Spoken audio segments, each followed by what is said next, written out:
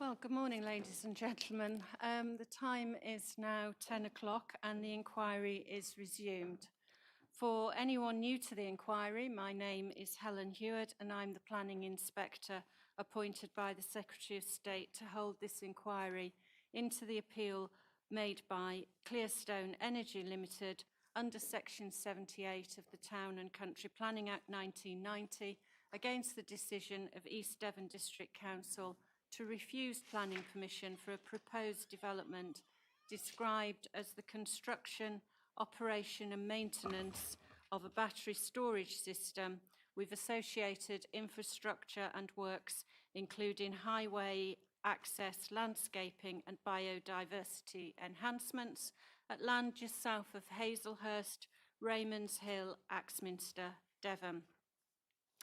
So we were told yesterday there would be a fire alarm. It has taken place already, so that is now done. So if you were to hear it again today, it would be a real fire alarm test. And we were told yesterday that we should leave by the doors at the back of the room.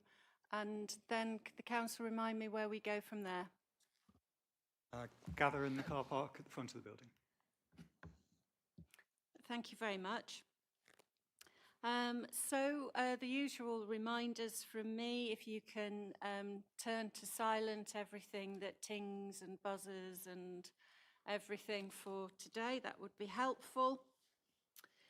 We are going to aim to have a lunch around 1 o'clock with suitable breaks. From the timings given to me by advocates for the evidence today, we might need to be a little bit flexible and I'll be guided by you as to what we do when. The toilets remain in the same place as they were yesterday, so nothing's changed in that respect. And today we're going to hear the evidence on battery safety. But before we do, a few housekeeping matters. Firstly, may I take the names of anyone, any other interested parties who wish to speak today? Is there anyone here who wants to do so? No? Okay, thank you very much.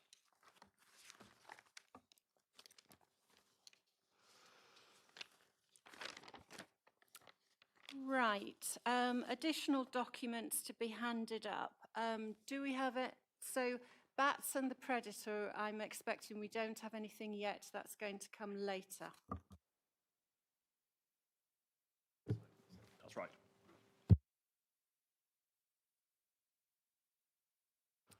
I notice that I've got a new CD library document on the table. So I'll just put that one over there. Thank you very much for that.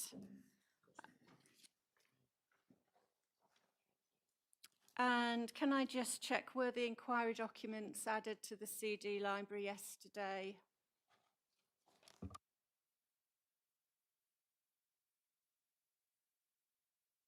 I think they're being, as in the documents that came out through the course of the day yesterday, I think they're being added to inquiry documents as part of the library, but not core documents.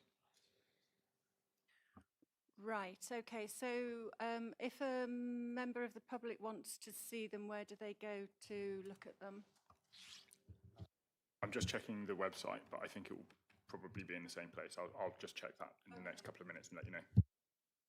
And are they being emailed through to the case officer at PINS? In the documents produced by the interested parties. All the documents that we had yesterday, so there were the openings which need to go through to Ali, and then we were assisting the interested parties, weren't we, in getting their the statements that they read out. Yes. So I think that was it, and then we had the view. Yes. So I think that was everything that I had a note of. I think the main parties will make sure their openings are sent to the case officer at PINS, and then the other documents, we'll try and get those over to PINS as well. Okay, thank you very much. Is there anything else that anyone's intending to hand up today? Yes, good morning, madam. I have a document. It's part of the EPRE database that's been referred to in the evidence. It's insights from EPRE's battery and energy storage systems best failure incident database. So I don't think the name will be unfamiliar to you, but this is the document that essentially provides the figures that have been relied on. I understand it's been added to the core document library as core document 9.5.1. That appears in your core document list that you've got.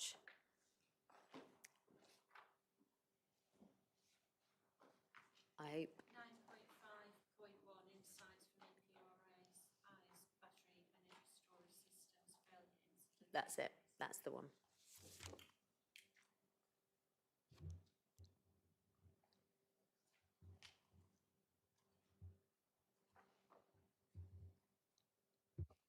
And has the action group seen this? Yes, we've given a copy this morning. Professor Ramsden has a copy as well, and we've got no objection to it going in. Do you need any time to have a look at it? I don't think so. I've reviewed it. I think Professor Ramsden has as well. But you tell me. Yes, It's this one that we. Somewhat familiar, actually. Yeah. I know it wasn't in the core document, but it's I think no new information to you. You seem quite comfortable with it coming in. Yeah. I'm going to take an adjournment for a few minutes anyway, so Professor Ramsden would have an opportunity to have a look at it anyway. So, okay, do you want to hand that up?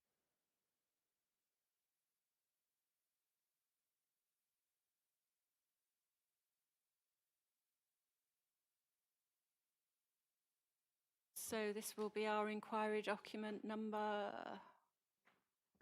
Yes, if you would prefer it as an inquiry document rather than as a core document, because it has the core document reference already of 9.5.1.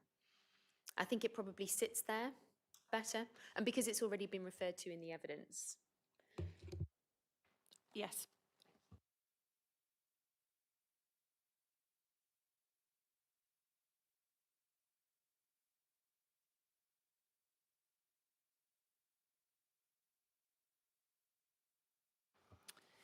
Okay.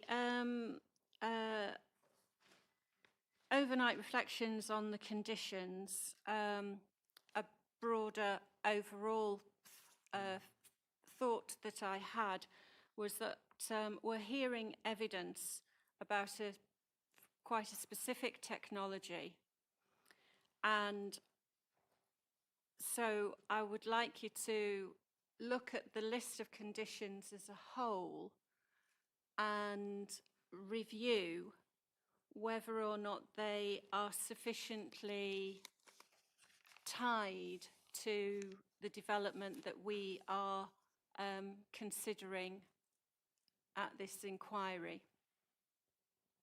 It was just a thought that came out following the discussion that we had about one particular condition, and then I had a quick look overall, and I just wondered. So if I can leave that with the parties to look at, so that when we come back to the conditions later on in the week, you can update me on what we're looking at. Obviously, any changes would need to satisfy the tests as well for planning conditions as set out in the PPG.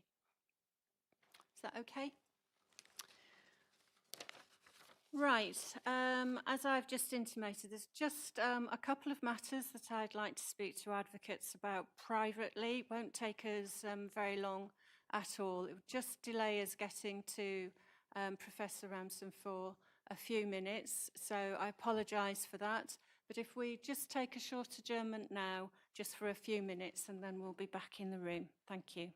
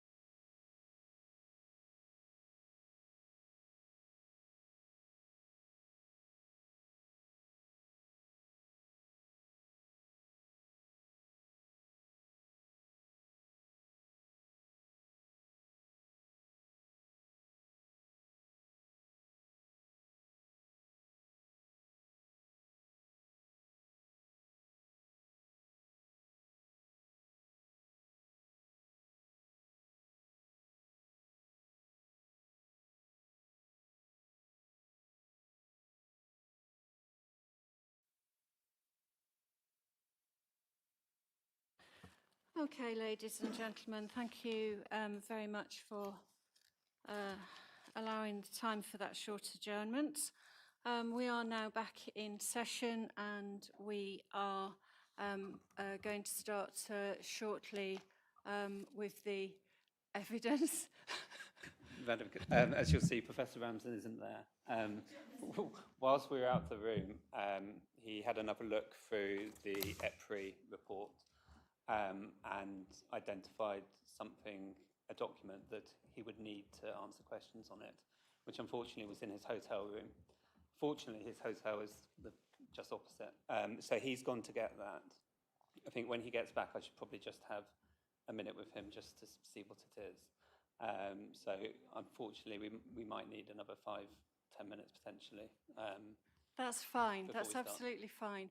Meanwhile, can someone organise a print of the standard oaths that can be read out? Yes, we'll. I did have a sheet of them. That's what I went to look for.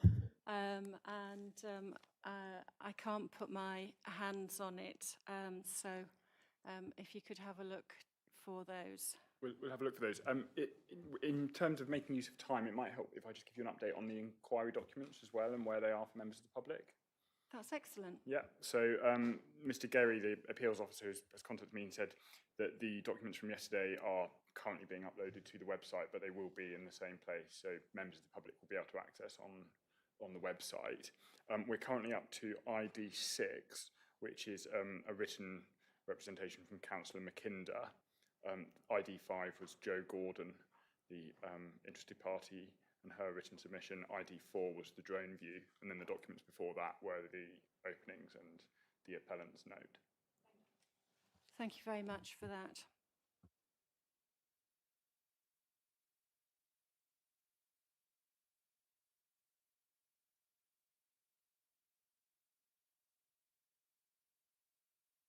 Are matters in hand for a site visit itinerary as well, whilst we have some time to discuss this? Who's leading on organising that? We can. Excellent volunteer.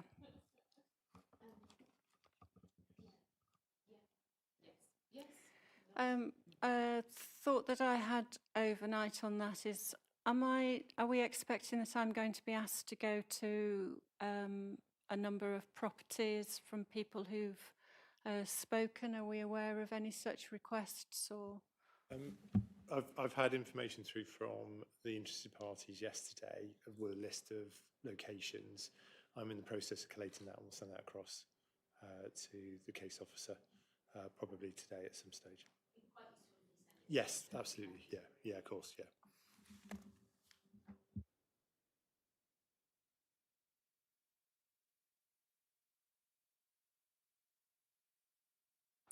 Just from a practical health and safety point of view, I was wondering whether some of the people who spoke, whether they might be wanting me to go to see areas that they referred to, like wet ground and springs and stuff like that, just thinking of making sure that practical arrangements are made in that case. Is that likely or not?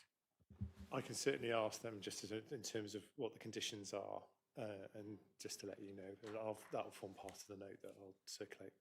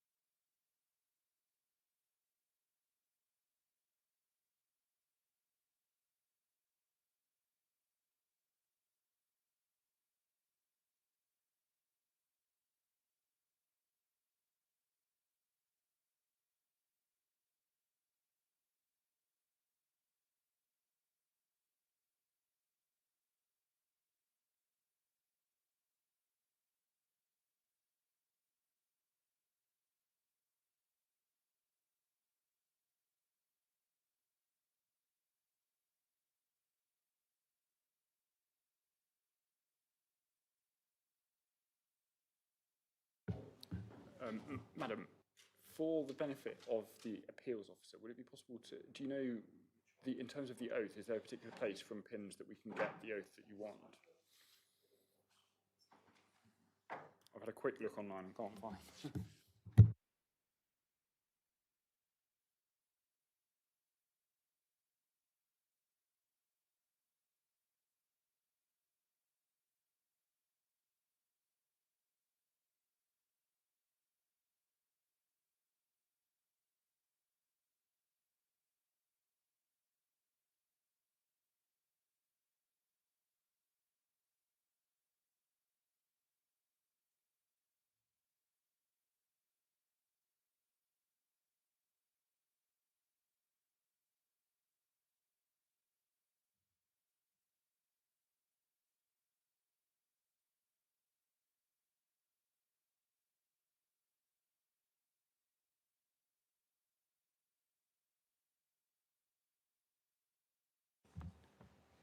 Madam, would it be okay if I have a couple of minutes with Professor Ramsden? Thank you.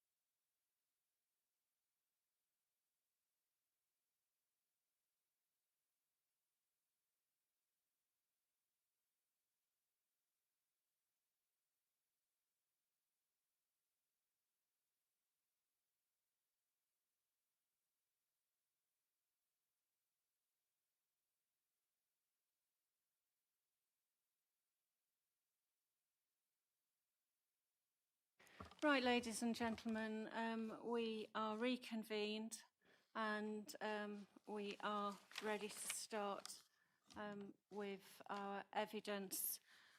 For the benefit of members of the public, I would just say that having reflected overnight on submissions made yesterday, we heard submissions made following representations from interested parties that raised matters that had come out of the Grenfell inquiry.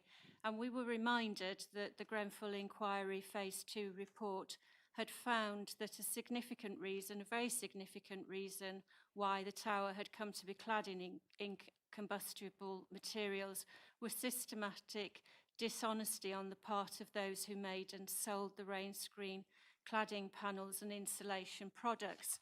Now, at this inquiry, there is absolutely no inference of any dishonesty, and we are not involved in any matters to do with the marketing and selling of products. We are looking at testing and technical evidence. But clearly the Grenfell inquiry shook public concern in professional evidence that was given in an inquiry and situation not dissimilar to the one we find ourselves in now. So during the adjournment, I discussed with advocates whether or not witnesses would be prepared to give their evidence on oath to this inquiry. And I repeat, that is absolutely no inference that there is any evidence of any dishonesty. But in the interests of public confidence, it is viewed that evidence given on oath may be helpful to this inquiry. So, for you, when you are called to give evidence, I will ask you if you wish to give your evidence on oath. And in so doing, we've had the oaths and affirmations printed out there. So I don't think you need to come up to me. You can just read your the oath or affirmation that you wish to read out to us. So Professor Ramsden, are you happy to give evidence on oath, and would you like to? Thank you very much, Professor Ramsden. So you need to now read to the inquiry your oath, please. I do solemnly, sincerely, and truly declare and affirm that the evidence I shall give shall be the truth, the whole truth, and nothing but the truth. Thank you very much, Professor Ramsden. Thank you, Ms. Parkinson. Yeah, thank you, Madam. Good morning, Professor Ramsden. I'll just introduce you to the inquiry by reference to your proof, and page 1 sets out your qualifications. So I'll just set those out and ask you to confirm that that's all correct. Just before you've got the master microphone. Both of theirs can't be on at the same time, and I think that might get difficult. So I wonder, Madam, if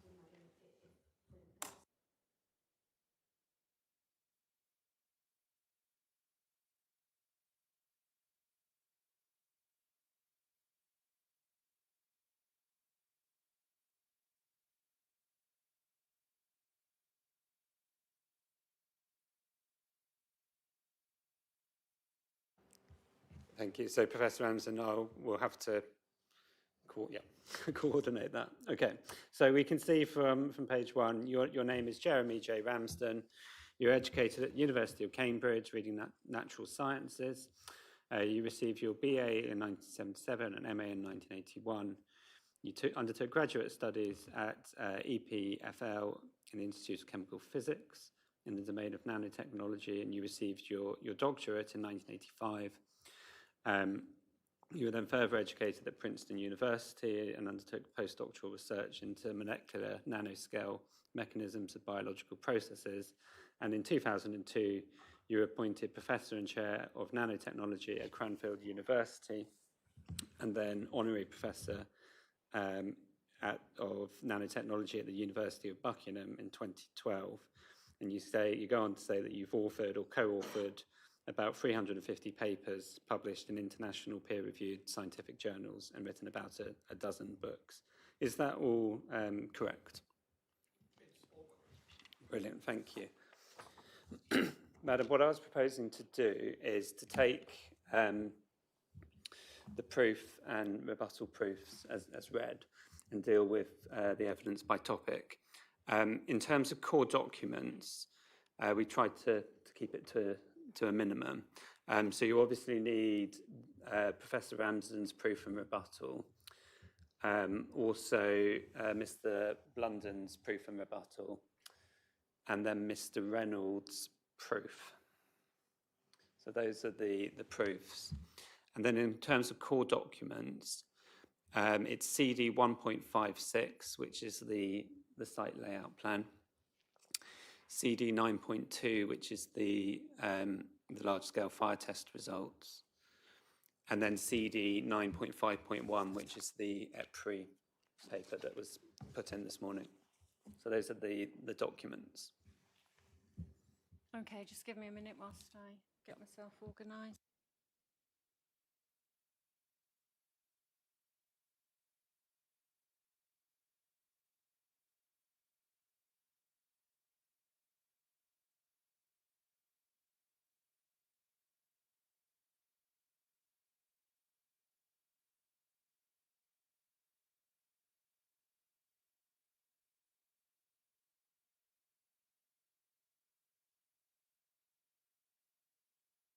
CD 1.56.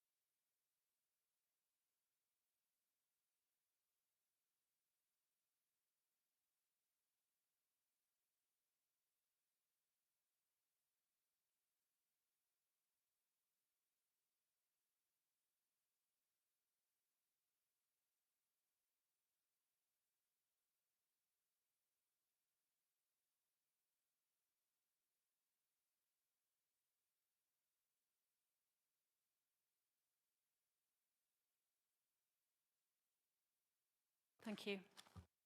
Thank you, Madam. And then finally, before we get into it, in terms of structure, there's three main topics we're going to cover.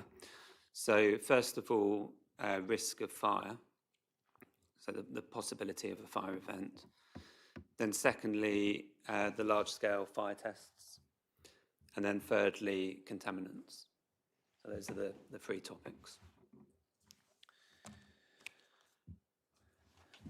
So, Professor Ramsden, if we can start off, can you turn to figure 3 in your proof?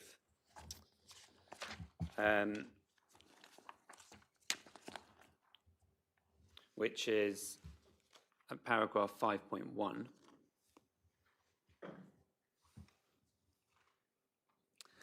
And you set out there a diagram showing the triggers for hazards of and mitigation strategies for thermal runaway. And just to sort of introduce all of this at quite a high and simplistic level, can you just talk us through what we see on this table? So in terms of the causes of thermal runaway, the phases it goes through, and then the hazards that can result. Yes. I mean, firstly, it should be emphasized that in a lithium-ion battery, we have highly energetic active materials, the materials of the battery, the electrolyte and the cathode and anode materials. And they are in very close proximity. And together with them, we have these highly flammable organic materials, the solvents in which the electrolyte is dissolved. These are rather more flammable than petrol, one of the components. And this is only the chemical reactivity. We also have, of course, when they're charged, we have all the electrical energy, but in fact, the chemical energy is greater than the electrical energy. So even when the battery is fully charged, there is more potential energy that can be released if the materials react with each other.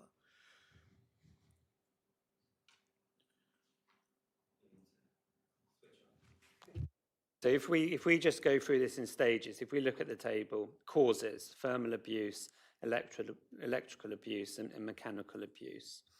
Can you just explain why those three categories, and there's also others, aging, mechanical defects, and water immersion, why those four categories can lead to thermal runaway, and then we'll talk about the thermal runaway process. I should even say before going on to those categories that the battery is we can think of it very much, we should think of it as a product of nanotechnology, that it has structure in the nanoscale, and there are events going on in such a structure that materially then influence what happens to it. Now, this is unfamiliar in the macroscopic world. When we walk over a bridge, we are not worried about the jiggling of the individual atoms of the steel of the bridge. They will not affect the safety of the structure.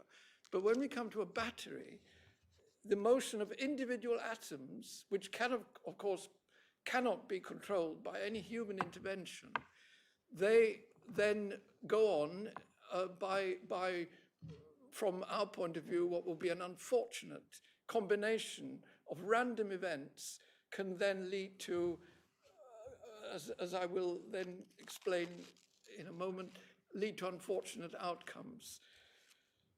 Now, in that figure, you have those three, the three causes, which of course are at a higher level. We're not explicitly considering the nano-atomic scale, and thermal abuse is of course just temperature, heat. Now, what does highly energetic active material mean? It means that when it reacts, it releases heat. This is a so-called exothermic reaction. So any of these inadvertent side reactions will release heat. And that's an internal process, quite apart from anything that might happen externally. Failure of the cooling system. I mean, you will have seen, I think, that these containers and all BESS are equipped with, they must be equipped with cooling systems because of the great sensitivity of lithium-ion batteries to heat.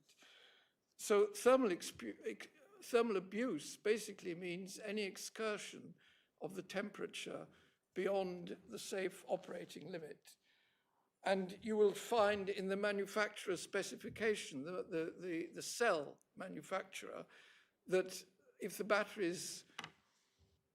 temperature of the battery exceeds 65 degrees Celsius, it will undergo permanent, irreversible damage. So it's a rather narrow range of safe operating temperatures.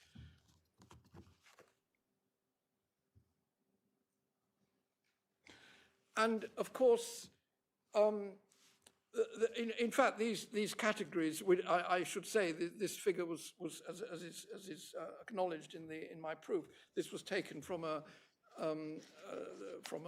book. So I don't consider it myself as the last word in the matter. The three are actually interlinked, because if we look at electrical abuse. Electrical abuse could mean a short circuit, which could arise even just, again, by random fluctuations in the nanoscale, random atomic fluctuations. But if there is a tiny short circuit, that means current is flowing, and as we know from basic physics, Ohm's law, current flowing releases heat, is dissipated as heat. So, in fact, electrical abuse leads inevitably to thermal abuse. And thermal abuse is very likely to lead to electrical abuse, because once you start having these exothermic reactions, destruction of certain of these intricately delicate components in the nanoscale, then you have heat, which is heat releases, which then facilitates the formation of these short circuits between the highly charged opposite poles of the battery. Mechanical abuse is the third category, is perhaps a more straightforward. This means physical damage. It could also arise through shocks and so on. The cells are, of course, tested for a certain degree of shock. But insofar as thermal abuse could lead to deformation of the cell structure, if there is heating, thermal abuse, the highly volatile organic components, these not only highly inflammable, also highly volatile organic solvents, then of course create pressure, which if not vented could lead to deformation, which would count as mechanical abuse. So these categories, although they're listed separately, are intimately interlinked. And others, of course, we can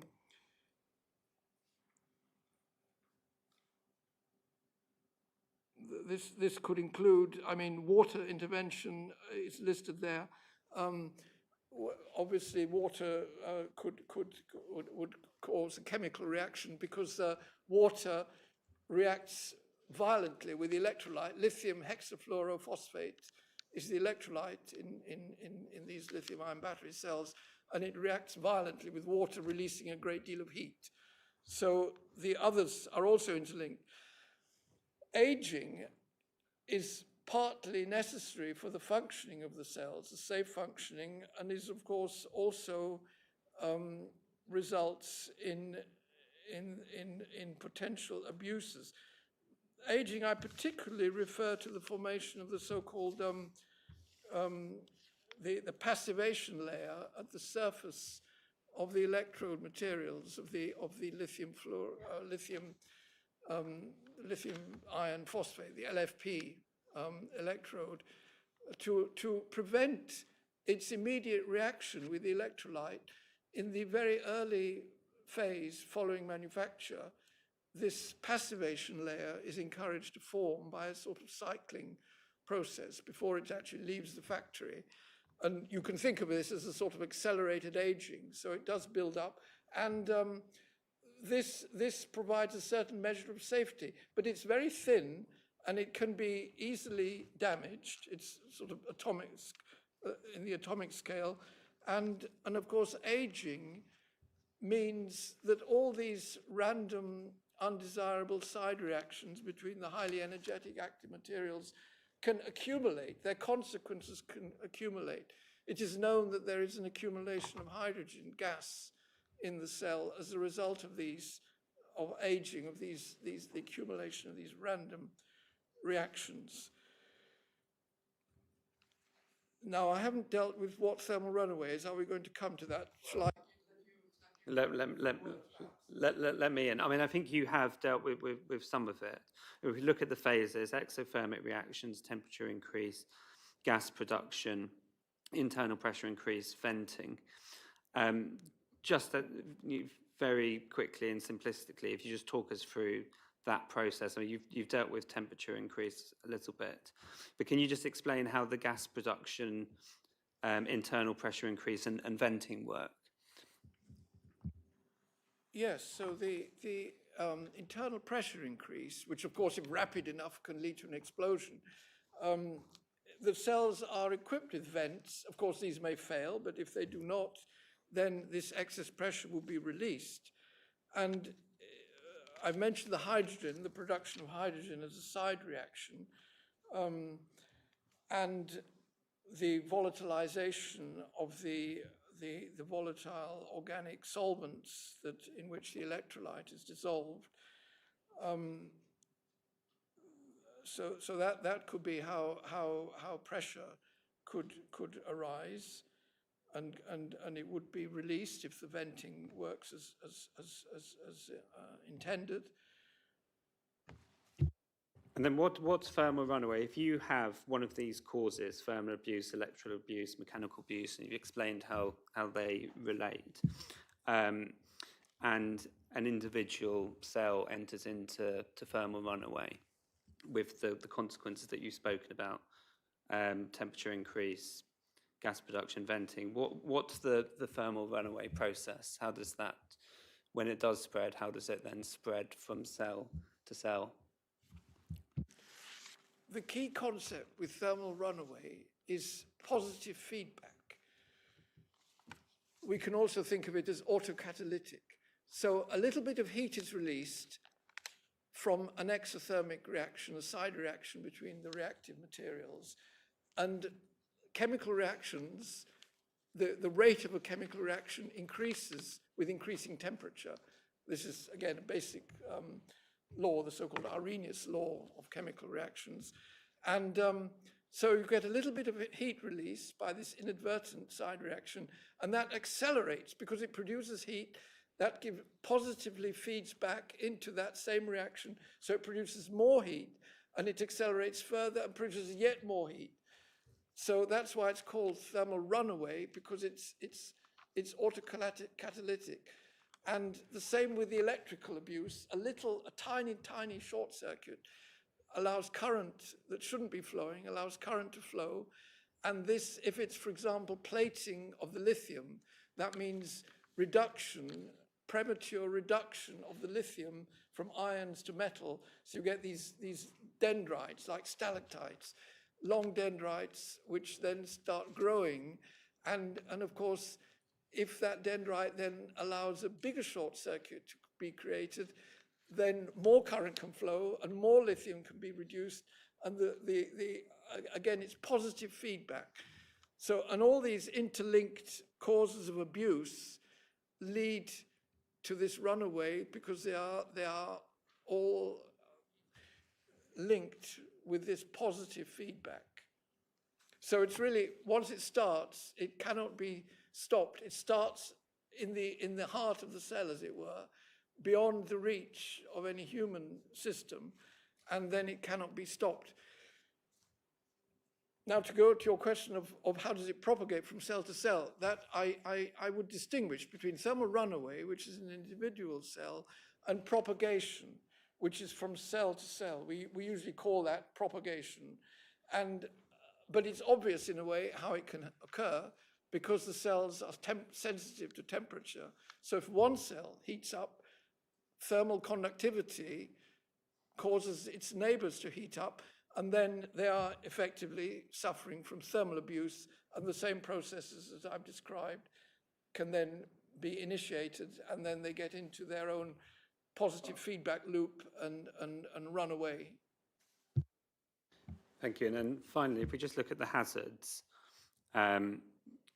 penultimate from the bottom. So we can see propagation at the bottom, fire, which obviously we know about and is much discussed. But can we just look at a couple of these others? So gas release and explosion, case rupture. Can you just explain how gas release and explosion, how they're a hazard that arises from the thermal runaway process and how that ties into fire? Well, the gases, of course, are the components of the cell are toxic. Practically every component of the cell is toxic. So the gases that are released, you're sort of between a rock and a hard place. You would like to confine the gases to prevent the release of toxic materials, but then if you confine them, you're at risk of explosion. The rapid increase of pressure in a confined structure, which then suddenly ruptures. An explosion is, of course, dangerous because it can lead to heavy bits of matter being projectiles being released, and of course, once we get into the realm of explosion, we are in a much more unpredictable scenario. This is even before we are talking about fire. Thank you, and we'll come back to that when we look at the large-scale fire tests. Okay, then can you take up Mr. Blunden's proof, Appendix 1?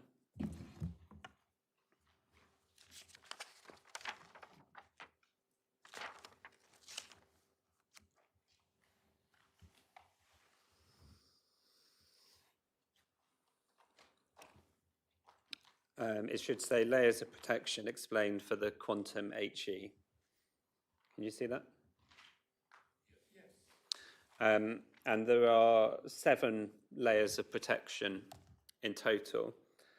Can you just, for the purposes of sort of introducing this, talk us through the key safety systems deployed in a BESS cabinet? But as you do so, either individually or taking them as a whole, can you deal with this question of how much confidence we can have that those safety systems will prevent a fire occurring and the thermal runaway process, which you've explained, occurring? These safety systems, of course, are fairly generic. I would say probably all BESS are equipped with them in some form or another. The core is the cell itself, and here we have the lithium ferrophosphate, so-called lithium ferrophosphate LFP type of cell, which is considered to be slightly safer than the NMC, the nickel manganese cobalt cells. This refers to the cathode material. There's a trade-off. It's just they have a lower energy density, really, and the NMC are more attractive for mobile applications because they have a higher energy density. But they are as you would imagine, something with a higher energy density is more reactive. So it's a slightly safer. I should even say, in passing, of course, there are more safe options, such as the lithium titanium oxide cathode. So if safety were truly paramount consideration, one would go for the lithium titanium oxide, for example, but that is a yet lower energy density and is more expensive. So again, I guess cost considerations also come into the matter. So let us say the LFP are in an intermediate, represent an intermediate type of safe scenario. Then we have the compliance with the UL 9540A testing, which of course we also have a report of that test, which I think we'll come on to that when we discuss the fire safety tests. Then we have the battery management system and the short circuit protection. Now, with the battery management system, you will see also, if you refer to figure 0 in my proof, you will see what is a very characteristic scenario that faced a challenge, if you like, faced by the battery management system. Do you want me to? Yeah, when you say figure 0. Yes. That's below paragraph 3.9. Yes, I'm sure that is the one, yes. Yes, it's going back a little bit, yes, figure 0, 3.9. Yes, so this shows, this is from a piece of research which investigated identical cells from the same manufacturer. Everything was the same. But because of this the lack of possibility of controlling the position of every atom, we are not yet so advanced in nanotechnology. So there is inherent variability from one cell to another. And all 3 of these cells entered thermal runaway. You can see the one of the two curves is temperature. The red one, if your printout is in color, the red one,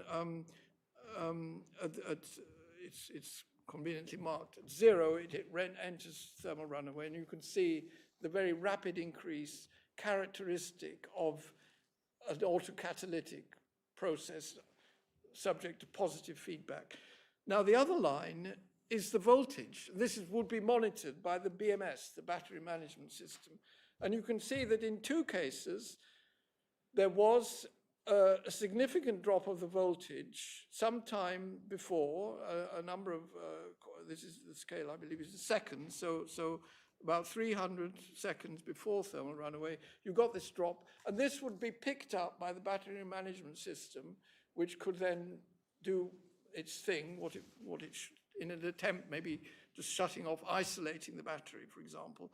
But in one case, and this is just 1 out of 3, so in this example, 30% of cases, the voltage drop happened concurrently, coincidentally with thermal runaway. So the battery management system would have been able to do nothing to prevent that thermal runaway.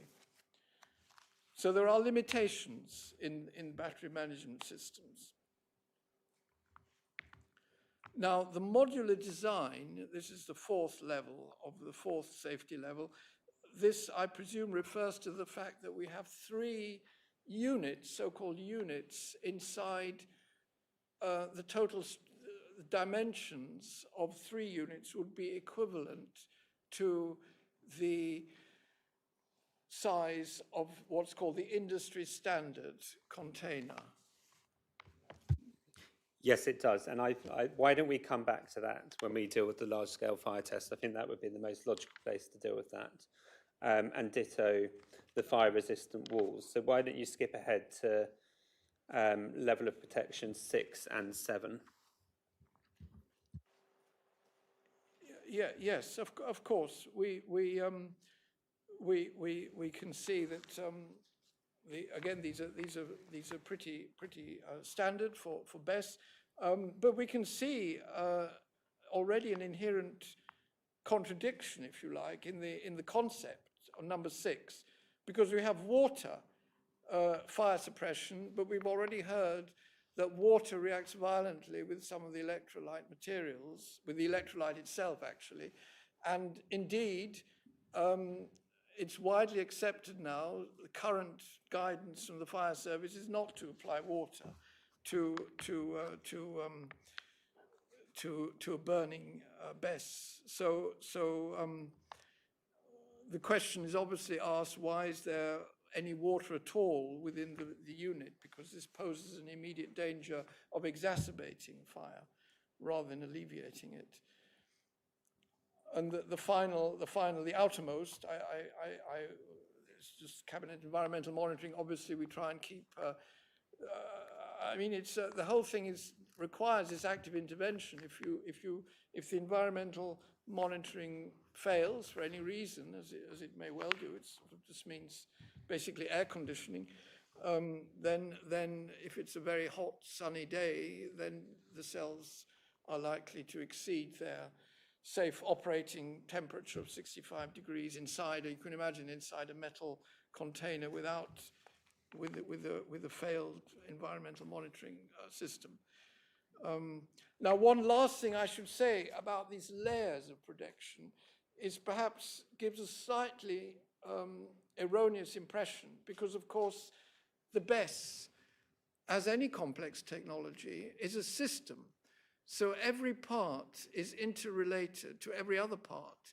So they are not working independently from one another, but they are intimately interrelated. And this should never be forgotten. Familiar enough to a systems engineer, but often overlooked in other engineering disciplines, the system nature. And so we should not think of these as things that you can consider separately in isolation. And in fact, the same point really applies to the compliance with testing number 2, level number 2. these tests are all of the individual components. So of course they may work individually, but this completely neglects the system aspect of the technology, that actually they need at some point to be tested in entirety. Otherwise, one does not understand their functioning. Thank you. And with that in mind, can we turn to the EPRI documents, so CD 9.5.1?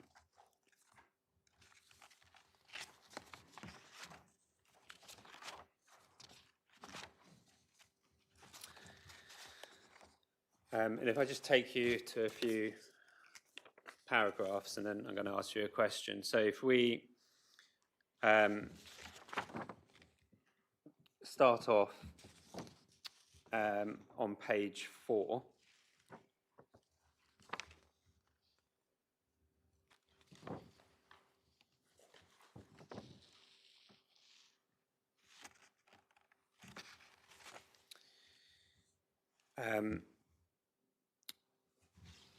There's a heading, root cause, and the report analyses various incidents, doesn't it, and considers the cause of those incidents to the extent it can be determined. So in terms of root cause, we have design, manufacturing, integration, assembly and construction, and operation. Those are the main headings. If we go over the page to page 5, it then sets out, considers various elements that may have failed, so cell and module, controls, and balance of system, and then says an incident may have multiple failure elements or root causes. And then goes on later in the report, if we look at page 7, to consider the root causes of incidents, and we can see that 21% is from design, 14% from manufacturing, 36% from integration, assembly and construction, and 29% from operation. And then in terms of failed element, 43% of failure sources arise from the BOS, so the balance of systems. What conclusions do you draw from the EPRI report in terms of the extent to which the inspector can rely on 7 individual separate layers of protection? I should perhaps point out that the figure 4 on page 7 is somewhat misleading, because if you turn to the preceding page and look at figure 3, you will see that a majority of failures have no identified root cause. So that pie chart on figure 4 only applies to less than half. In some years, it was as little, in fact, it was 0. There were there was no identified root cause. Even in the last available year, it was only 40%. So we should bear that in mind, that we have to always moderate our visual appraisal of that figure 4 with the knowledge that it actually applies to a minority of actual cases. Perhaps it certainly was striking on page 11 that we read at the bottom of the left-hand paragraph. The vast majority of integration-related failures are related to poor build quality. So, I mean, that is not really addressed in these seven layers of protection. Now, admittedly, and this is of course a positive feature, the units are pre-assembled in the factory, so they're not. That is at least under greater control. But of course, once they arrive at the site, the rest, of course, is still down to the build quality. So this is indeed vast majority. I'm not surprised to read that. That was actually the cause of the primary cause of the first Tay Bridge disaster, actually, was poor build quality above everything else. So in all engineering projects, it's very often, regrettably, a matter which is not addressed by these safety layers at all. Thank you. So with that by way of sort of introduction, if we turn next to the large-scale fire tests and the extent to which we can place reliance on those. If we just start off first by looking at the site layout, so that's CD 1.56.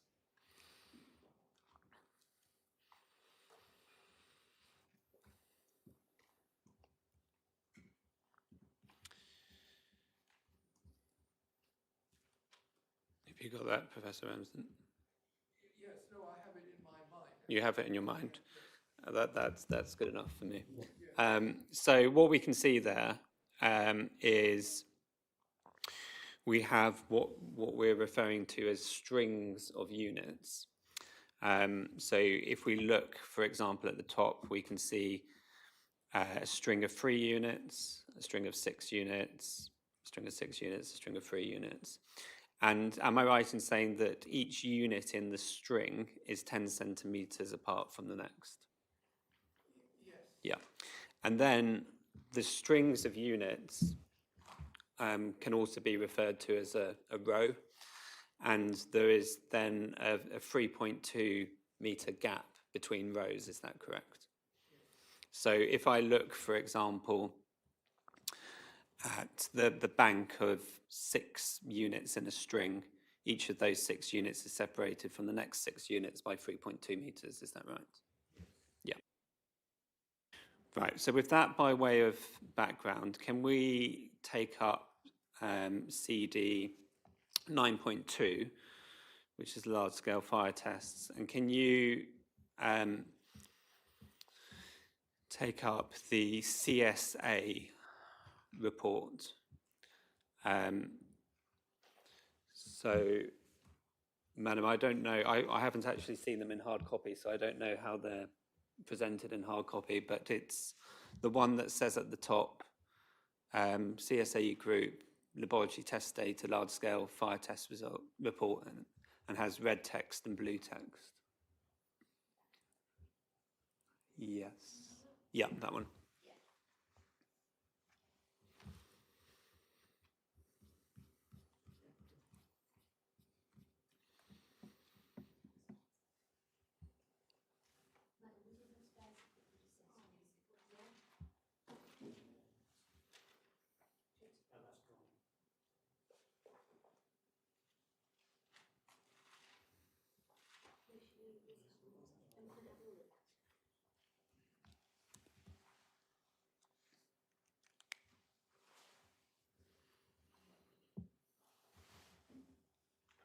Are you going to go to the site layout again?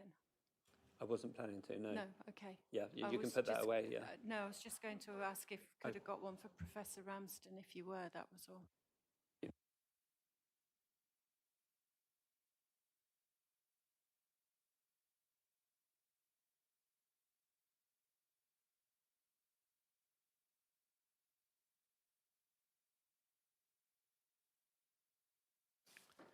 Thank you. So for the benefit of the public, I've just been passed a copy of the suite of 9.2 documents.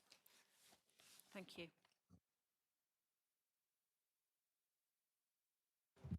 Thank you. If you could give it to Jeremy. Madam, before we do that, I think Professor Ramsden did actually have one more point to make on the site layouts. Yeah.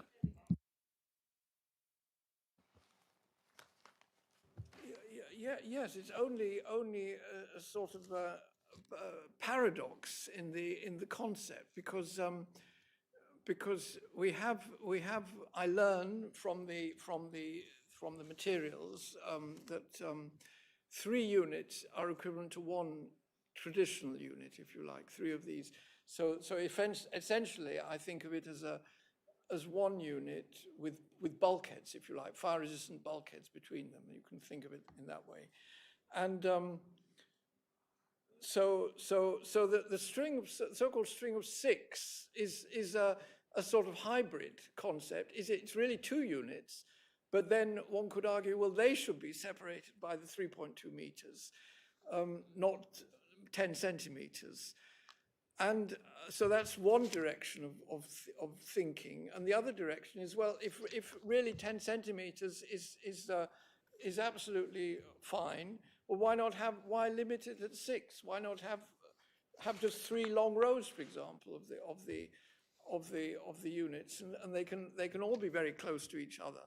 So there's an inherent self-contradiction, it seems to me, in the way that the site is laid out. But that's all I want. A further comment on on the high level comment on the site layout.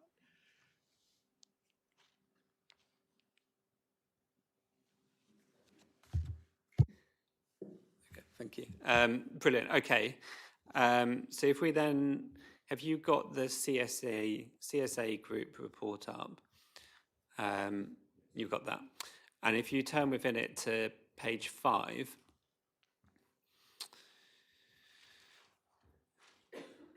there's a photo of the unit at the beginning of the test. And we can see it in a number of places, but this is probably the easiest place. To what extent is what we see in that photo there representative of how a BESS unit would look at the beginning of a fire? Well, it's very apparent that it's an intact unit. So it is not generally representative, because particularly if there is explosion that has preceded the initiation of this particular test, then there could be, as I mentioned, explosion. One of the consequences of explosion is the ejection of massive objects, projectiles, which could, in fact, even penetrate, possibly. The velocity could be high. They could penetrate the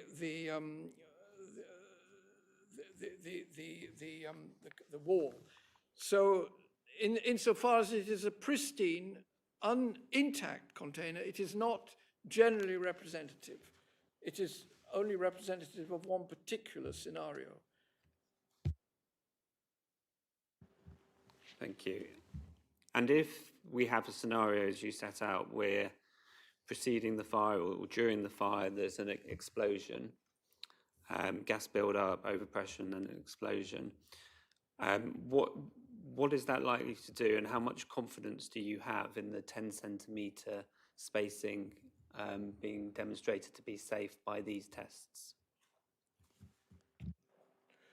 Well, as soon as we start talking about the possibility of breaches of the structural integrity of the unit, then, of course, the close proximity becomes a weakness rather than a strength.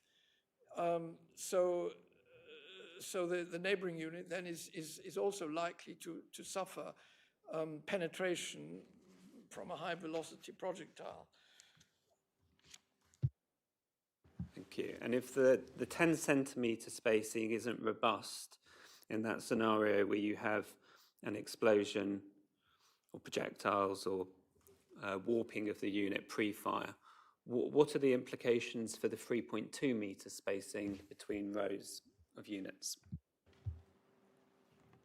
Well, of course, that was not explicitly measured in this test, which only concerned 3 units. But we do have in the last pages, I think it's 1.36, the site safety report. We have a report of modelling. Yes, I believe it, am I correct? 1.36, CD 1.36. The very last pages of it, 2.32 appendix, page 21 of that report. Oh, that's not page 21 of the entire document, but if you turn to the end and then leaf back 2 pages. Site safety report, May 2024. And what page? Well, the pagination, it says page 21, but it's obviously not, that doesn't start from 0, the whole document. Yes, that's probably the page of the appendix. If you've got it in hard copy, turn to the end of Leaf back one, 5 pages or so. and then you will see at the bottom, there are page 21 of it.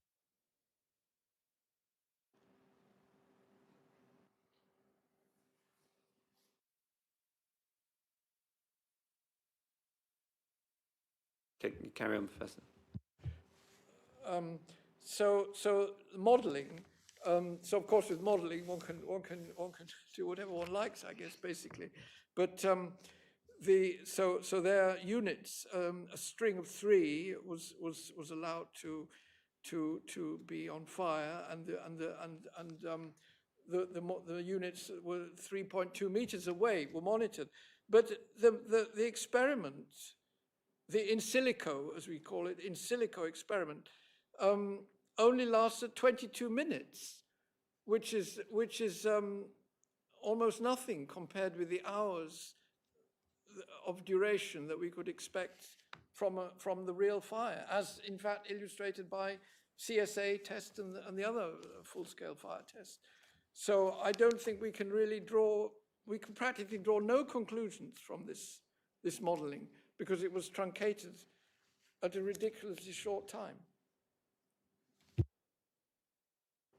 Thank you. Now, you've raised other issues with the testing, which Mr. Blunden's responded to in his rebuttal. So if you take up Mr. Blunden's rebuttal.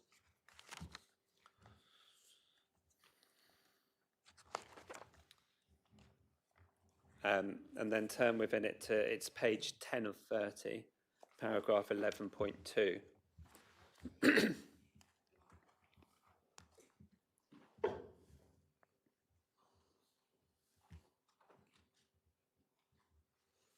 Have you got that? So it's Mr. Blunden's rebuttal, page 10, paragraph 11.2.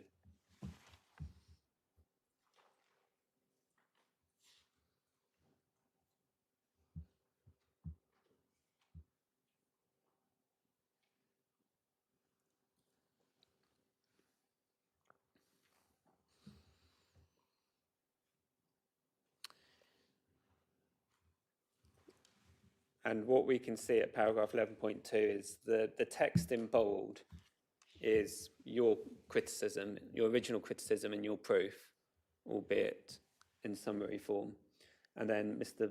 Blunden's responded and explained why that effectively doesn't cause an issue.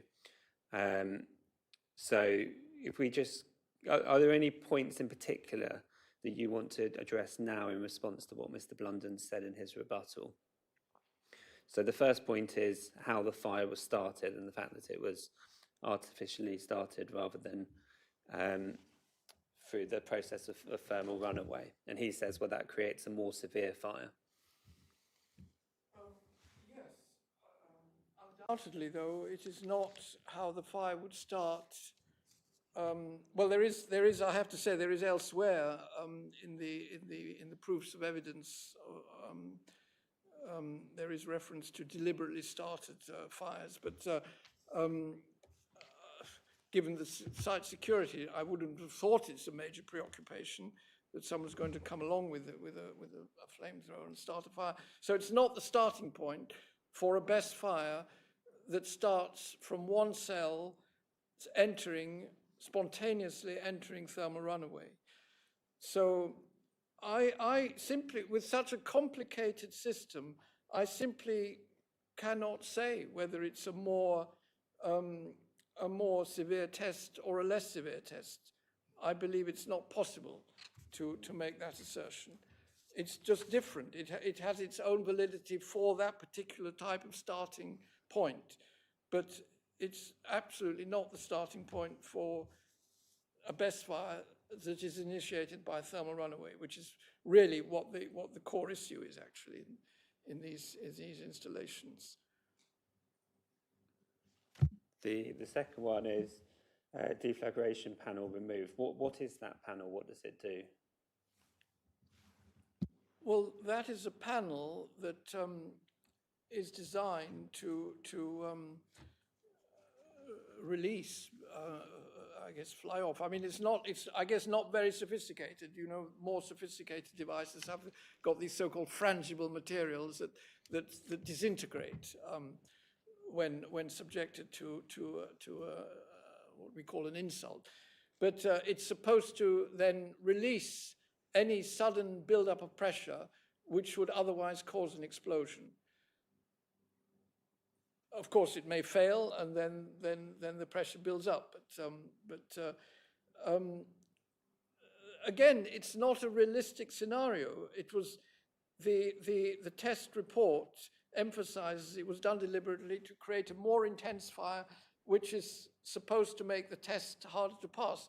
But again, I don't think we can assert that, because the slow build-up due to thermal runaway in one cell is so different that who can say, without actually having done the test, it hasn't even been modeled in the evidence I've seen, who can say that it's a more severe test? Maybe it's an easier test, and it is indubitably not what happens in the real life case with an intact the deflagration panel is in place, and the one cell enters thermal runaway and starts burning. Thank you. The next one is half-loaded neighbours. And just to explain what that means. So when the testing was carried out, a fire was started in one unit, and the test was obviously to see if that spread to the adjacent units. And your point was that some of those adjacent or target units weren't fully loaded up with cells as they would be in real life. And Mr. Blunden says that effectively they don't need to be, because the critical thing is the heat output of the unit that's on fire. What's your response to that? Well, again, it's different from the real world scenario in which you have a string of 3 units and all of them are fully loaded. So this is, Mr. Blunden said, the target units, I'm just quoting, do not need to be fully loaded to demonstrate whether they catch fire. But why do they not need? This is not explained, this is merely asserted without any justification. And indubitably, it is not what they are in real life. And another point that struck me on carefully reading these fire test reports is that it's nowhere specified what the state of charge of these target units is. Maybe they were fully discharged, fully charged, we do not know. All that's specified is the state of charge of the central unit, the burning unit. Thank you. And then the next one's the Ohio winter point, the fact that temperatures in at least one of the tests were minus 2.4 degrees when the test was carried out. And Mr. Blunden says effectively that a colder starting temperature means that the fire-rated walls had to absorb less heat before the test began, and therefore effectively makes no difference to the outcome. What's your response to that?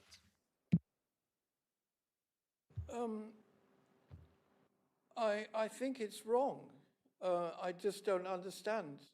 A colder starting temperature means the fire-rated walls had to absorb less heat, because we know from for example, our domestic hot water system, in winter when the feed water is much colder because it comes through pipes underground, it takes much longer to heat the water up to the required temperature. And I would have thought similarly in this case.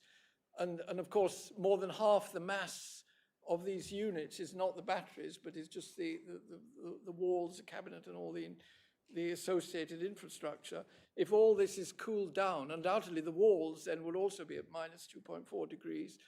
This will take much longer to heat up and this must partly account for the relatively modest temperatures that were measured in the neighboring units. So I really do not understand that sentence, had to absorb less ambient heat. I would have thought they would have to absorb more heat to reach a given temperature. Thank you. And then finally, to wrap up this topic, given those points that you've given now and what you've said in your written evidence, how much confidence overall do you have that the large-scale fire tests show a worst-case scenario for a fire at a unit here? Rather little confidence, because I mean, there are only 2 tests, and I mean, for example, in battery testing, one usually does a minimum of 3: full charge, half charge, and discharge. So even a very minimum would have been to have done 1 test with a fully charged unit and 1 and fully charged. Again, it's not quite clear. Often one isn't supposed to go to absolutely 100%, because that's a sort of very too near this instability region, and a fully discharged, again, as low as a normal operating case. So, of course, I appreciate that one cannot do hundreds of tests as a statistician would like, but I think more than 2 and covering more representative conditions. So an intact unit, a unit that's been damaged at the start, fully charged, discharged, and without the safety systems disabled, without the panel removed, and so on. But slightly more than 2, at any rate, would be needed to increase my confidence. Thank you. And then if we move on to the final topic, which is contaminants, and can you just explain what the main components are of a BESS battery, but in particular in the context of to what extent they pose a contamination risk?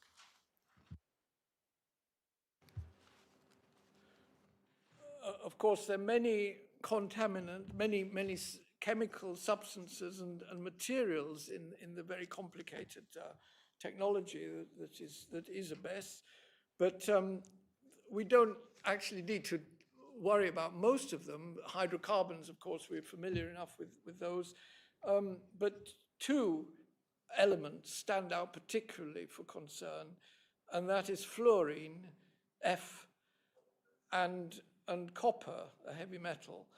And the fluorine is, of course, because it has, from an engineering point of view, the fluoro compounds, the polyfluoroalkyl compounds, or PFAS, for example, they have attractive properties from an engineering standpoint. So, for example, the separator of the cell is typically made from such a substance, and so that's about 2% of the total mass. So it's small but not insignificant, and a somewhat higher percentage is the electrolyte, as I've already mentioned, that is lithium hexafluorophosphate.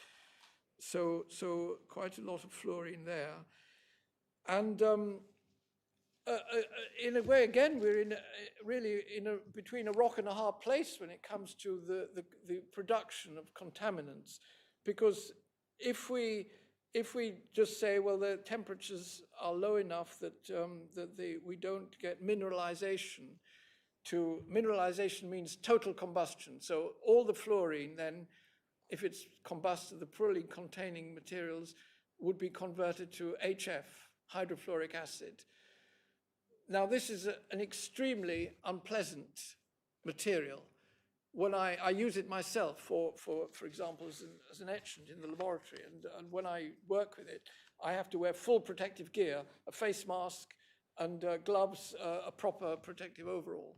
So it's a very nasty material, and something I on no account want to come into contact with. Not only is it highly corrosive, but also is chemically toxic. It's a severe physiological toxin.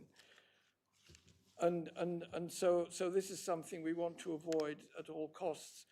On the other hand, if the HF is not produced or only partly produced, then we're left with the undecomposed or only partially decomposed PFAS, and these polyfluoroalkyl substances, they are, well, I've seen they're sometimes called forever chemicals. They are very persistent in the environment.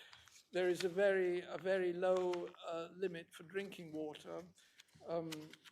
Whether it's come into force yet, I'm not 100% sure. 0.1 micrograms per litre. And I mean, I did a little calculation that if all the PFAS in the BESS in one unit, just in one unit, was released, which we are sort of considering, I wouldn't even call it the worst case. Let's say it's the most likely outcome of a fire in a single initiated by thermal runaway. So just the separator. So we said 2%. The weight of batteries is about almost 10 tons. So that's about 200 kilograms. So if the limit introduced actually on the 12th of January of this year, so just the separators would contaminate, if they were all released into the water. Of course, this is absolutely the limiting case, but it's always salutary to consider that. It will contaminate 400 million cubic meters of water, making it unfit for human consumption according to the EU Drinking Water Directive. So just one unit, 400 million cubic meters of water could be contaminated. I should also say, regarding the other fluorinated compounds, I found, regrettably, there was an arithmetical mistake in the table. Do we want, you have some, should we go on to finish with the other things first? Well, I was going to come on to Mr. Reynolds' table in a minute, but so we will come on to that. Is there anything else you wanted to say before we do, though? So I mentioned the fluorine, very toxic, and you can mineralize it, you can total combustion, HF, very nasty chemical, and if you don't totally combust it, you're left with compounds, PFAS, that can contaminate drinking water. So the other thing, which is really neglected in I think nearly almost all of the evidence is the production of what happens to the copper. Now, we are mercifully free from the nickel, manganese and cobalt in the NMC type of battery, but there's still a great deal of copper. Not only the electrodes, the lithium, the LFP of the cathode and the graphite of the anode, they are deposited on copper foil, or sometimes aluminium, but copper, aluminium, of course, is also no known physiological role, is also very toxic to living systems. And so there's a lot of copper, and of course all the wiring that connects up the cells, this is all copper. So that there's large hundreds of kilograms of copper. This is at the very high temperatures. We know from the fire reports that the temperatures can exceed. In fact, they go off scale of the thermocouples above 1,000 degrees Celsius. And so we will get copper nanoparticles produced. Again, I estimated more than 800 kilograms of copper in one unit.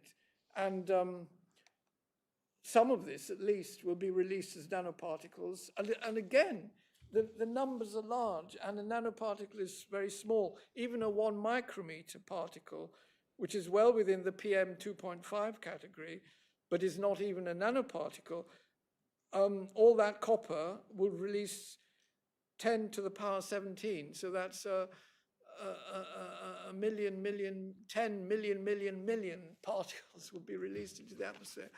And this is 1 micron particles, which are by no means the most severe from a causing respiratory problems. And strangely, the release of these metal particles is not really taken into account in any of the reports that form part of this evidence. Thank you. And then finally, you said you had some comments on a table in Mr. Reynolds' proof. Is that, if we all just get up Mr. Reynolds' proof and then we can have a look at that. So there's his table 1, which is at paragraph 4.7 on page 16.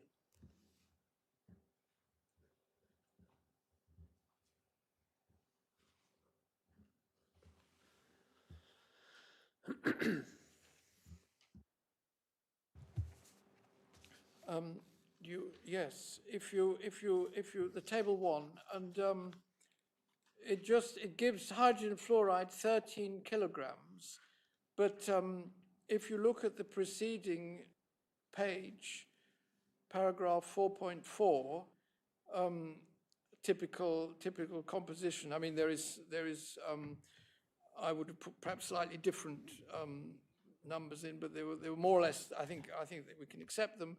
And so the next paragraph, fluorine will account for about 1.43%. I would again take the upper limit, I think is more realistic, of the total weight of the battery. But the total weight of the battery in 1 unit is almost 10 tons, as I mentioned, 9.6 or 7. And so 1.43% is not 13 kilograms, but is actually 143. So we're out by more than an order of magnitude in that table, because clearly from the heading of the table, it's the single best cabinet. So we must multiply these numbers by 10, I think. Okay, thank you. Anything more on contaminants?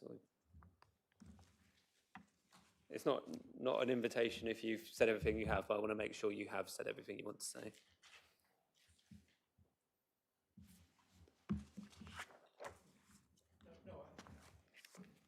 Okay, thank you. And then the final question, I saved it to last because it involves some maths. I didn't want to start off with maths. But can we take up, we probably need 2 references. So Mr. Blunden's proof, and then your rebuttal proof. So if we go to Mr. Blunden's proof at paragraph 1.12,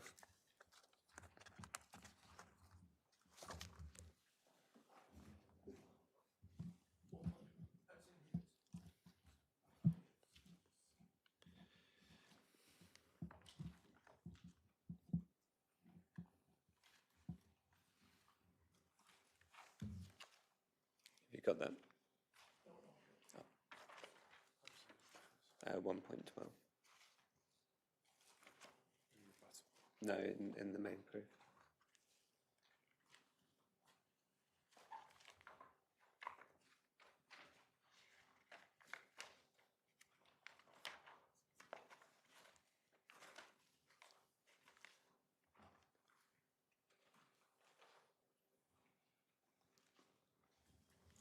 You see that? And Mr. Blunden says that for the first 2 years, the annual fire probability is 1 event in 102 years. And for the remaining life, so the remaining 38 years, it's 1 event in every 397 years. Yeah. And you've commented on both the equation and the output in your rebuttal. So if we go to your rebuttal at paragraph 2.12, what you've done there is, even though you disagree with some of the inputs into Mr. Blunden's equation, you've taken his figures, but rather than looking at this in terms of the annual fire probability, you've looked at it in terms of the probability of fire across the 40-year period of the BESS. Is that right? And you come out at a 10% chance of fire.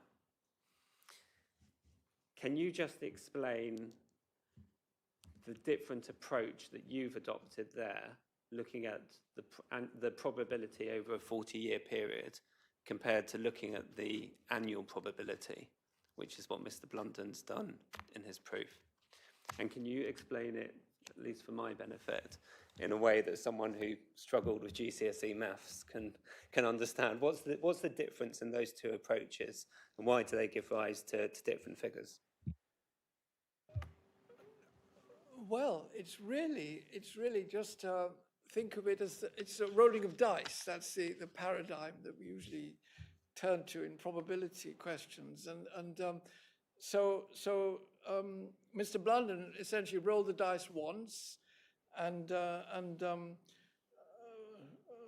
well, a number of times to establish this figure for the annual fire probability. And then stopped. But of course, we're talking about 40 years, so you need to repeat that whole exercise 40 times to get to the answer. And of course, if you repeat the exercise 40 times, it's very likely you will get to 6. Not in, if you won't get it in one roll, but by the time you've done it 40 times, 40 series, each experiment would of course have multiple goes to establish the frequency, but repeating it 40 times, of course you get a much higher probability of the event occurring. Is that intelligible for you? Yes, it's intelligible for me. I think, yeah, I won't try and paraphrase it, but I understand what you said. So you get a 10% chance then, using Mr. Blunden's own figures, if you roll the dice effectively 40 times, using his figures, that comes out as a 10% chance of fire. And we can then see that if you use the 2024 failure rate rather than the 2025 failure rate, which is what Mr. Blunden's done, that comes out as a 16.5% chance of fire. Is that right? It's correct. I mean, well, Mr. Blunden used the most favourable. Yeah, I have seen in this new document, this 9.51, we have this graph of the very first figure 1 on page 2. We have the graph of the failure incidence, and I mean, it seemed a little not really justifiable to, actually that doesn't even have the last 2 years, but every year it fluctuates. The numbers are small, and of course it's inevitably, when numbers are small, you have large fluctuations. So I would take the approach rather, let's take the average of the last few years and just take that mean, use that in the calculation, and with each mean, you have an associated uncertainty. And again, there are very standard rules of combining uncertainties. You have an uncertainty actually with each term in Mr. Blunden's equation. And as I describe in my rebuttal, if you combine these uncertainties, you get a rather large uncertainty actually. So even this 10% has wide margins of error. It could be bigger, it could be smaller, but we are at the bounds of uncertainty there, so we cannot justifiably have anything more precise. Thank you. Professor Ransom, unless there's anything else you want to say, those are all the questions I had for you. I think that's all. If yeah. Thank you very much. Are we ready to go to cross-examination now? Yes, I've got a document list that I can hand up. Okay, thank you.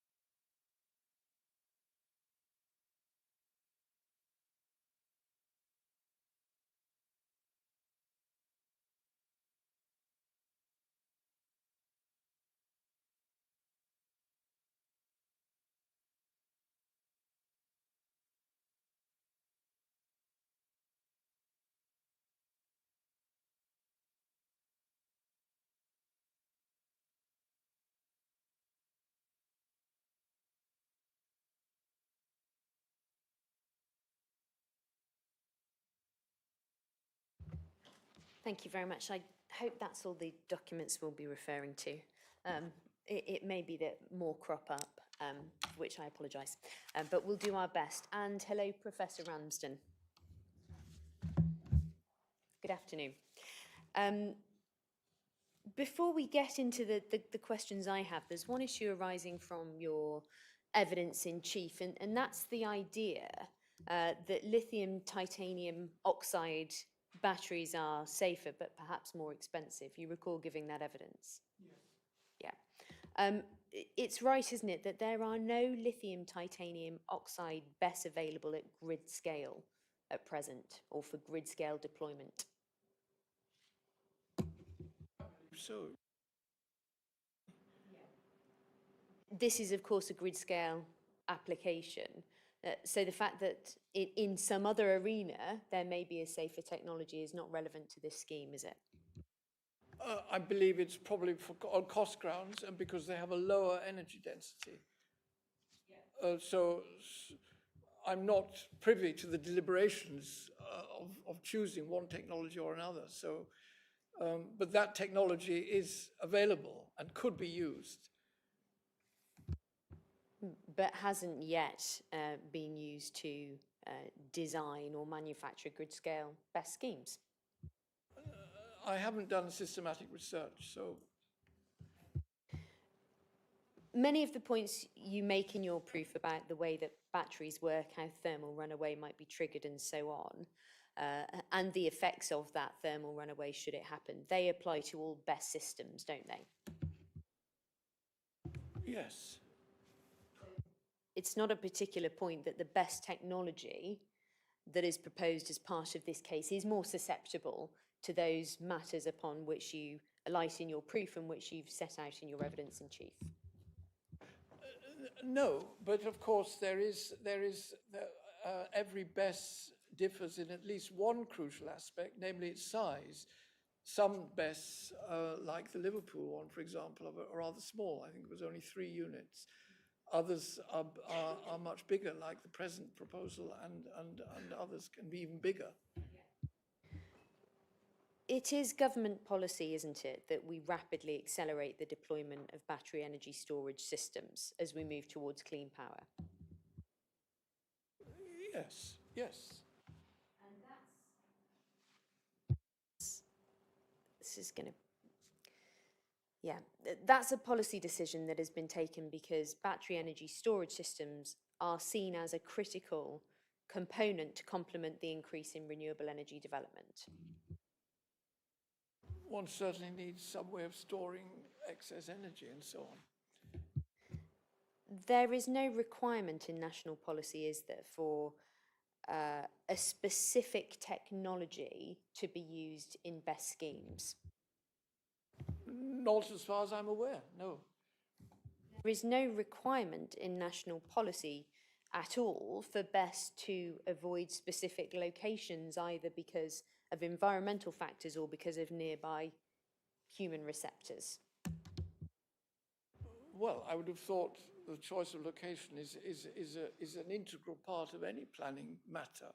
That obviously, I mean, we're not going to put a BESS in Hyde Park, for example. So I cannot agree with that.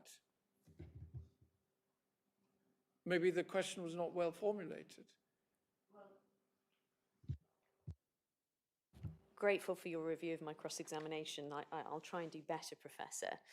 The question was not whether location of BESS schemes was important or unimportant. The point was that there is no requirement in national policy at all for BESS to avoid particular locations. For example, if I can put it this way, national policy does not say that BESS schemes should avoid being in proximity to an aquifer, for example. Well, but equally, there's nothing that says there should be avoid proximity to national monuments or city centres and so on, or ancient cathedrals. I really have no particular comment on that. What is required is that development, where it occurs, should not contribute to unacceptable risks to soil, air, water, noise pollution, those sorts of matters, yes?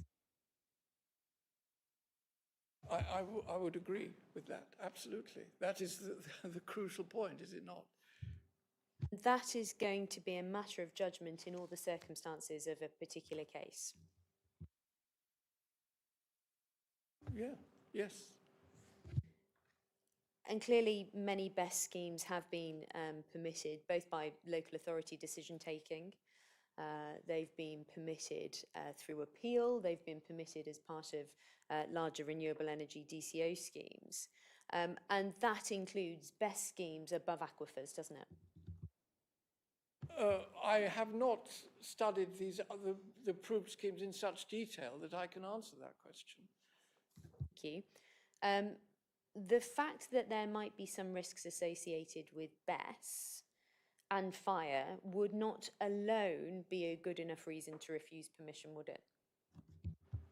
Surely it would be, because as I mentioned in my evidence in chief, the contamination of 400 million cubic meters of water as an eventuality is not something to be taken lightly. No one is suggesting that contamination should be taken lightly, Professor Ramsden. The point is this, that the impacts that you identify arising from a battery energy storage system fire apply to all battery energy system storage fires in all locations. So the fact that there is a risk of fire, and one can never rule out entirely risk or probability of that event happening, the fact that that may arise is not in and of itself a reason to refuse planning permission, is it? Otherwise, you'd never consent to BESS. Correct. It has to be weighed up against well, risks and yes.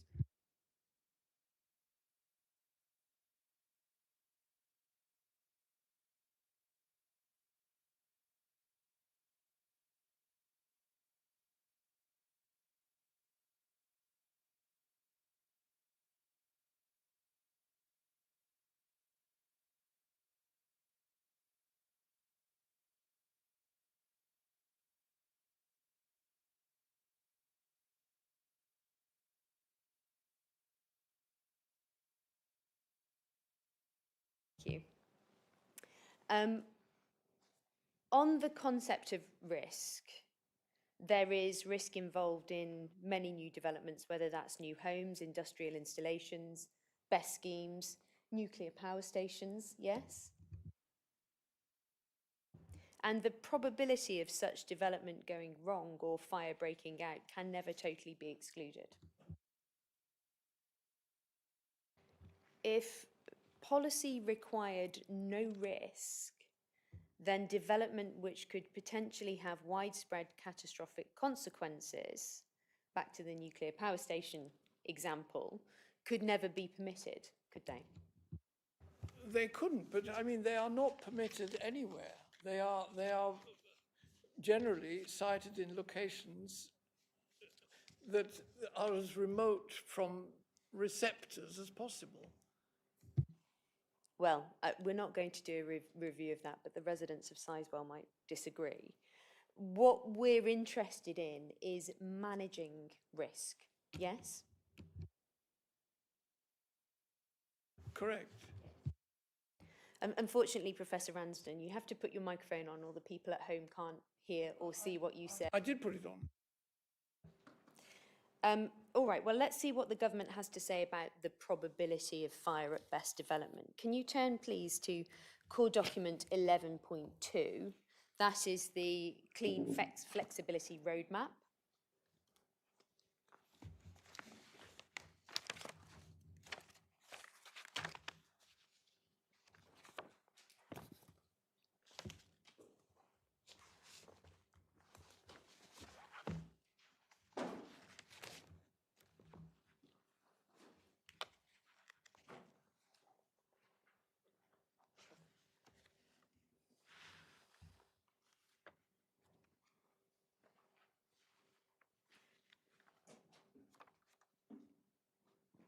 So you have that document in front of you, I hope. Yes. So this is a document we can see published jointly between the Department for Energy Security and Net Zero, Ofgem and NESO. You see that? Yes. Published in July 2025, less than a year ago. And when we go to chapter 2, which begins on page 37 of the hard copy, and I think probably also of the PDF as well, if anyone's using PDF, you'll see the heading grid scale batteries.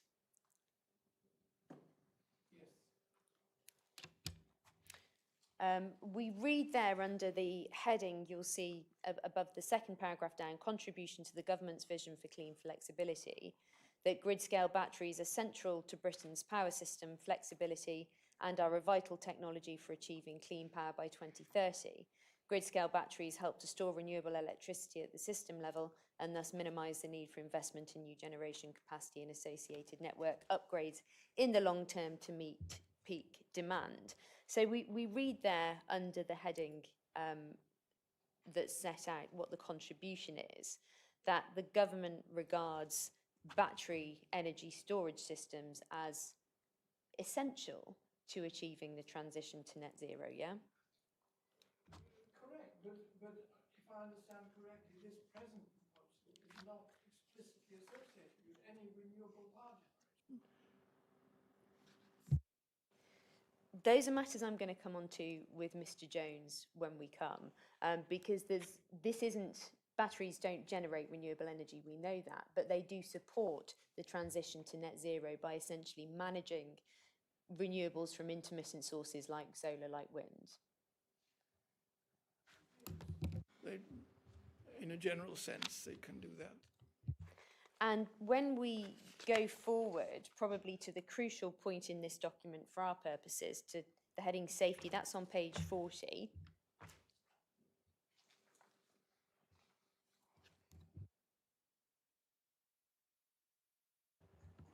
Do you have that? Yes, I have it. And this is important because it's the government addressing its mind to the safety aspect of a technology that it has chosen to support through planning policy, yes?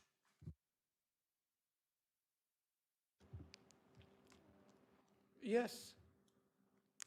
And so this is, of course, a highly relevant material consideration for the inspector when understanding what the government considers about the safety of battery energy storage systems. Do you agree?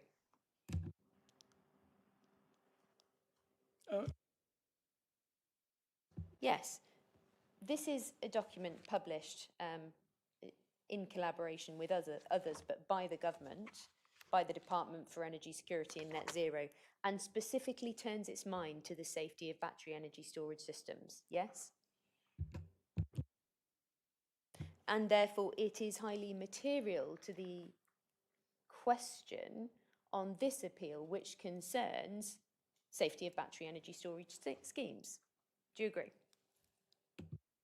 I agree with what precisely? It's a highly relevant material consideration for this inspector.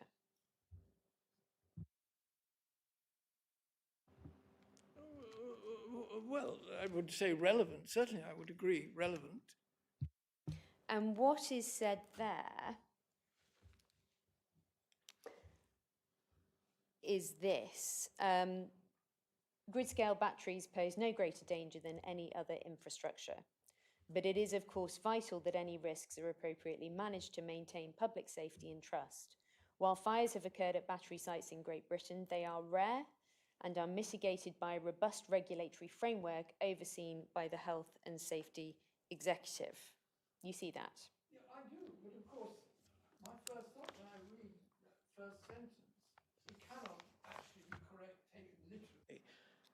Batteries pose no greater danger than any other infrastructure. There's a wide disparity of different infrastructures, and they all have their own particular dangers, whether nuclear power station or so that sentence, I would say, is somewhat absurd. Absurd.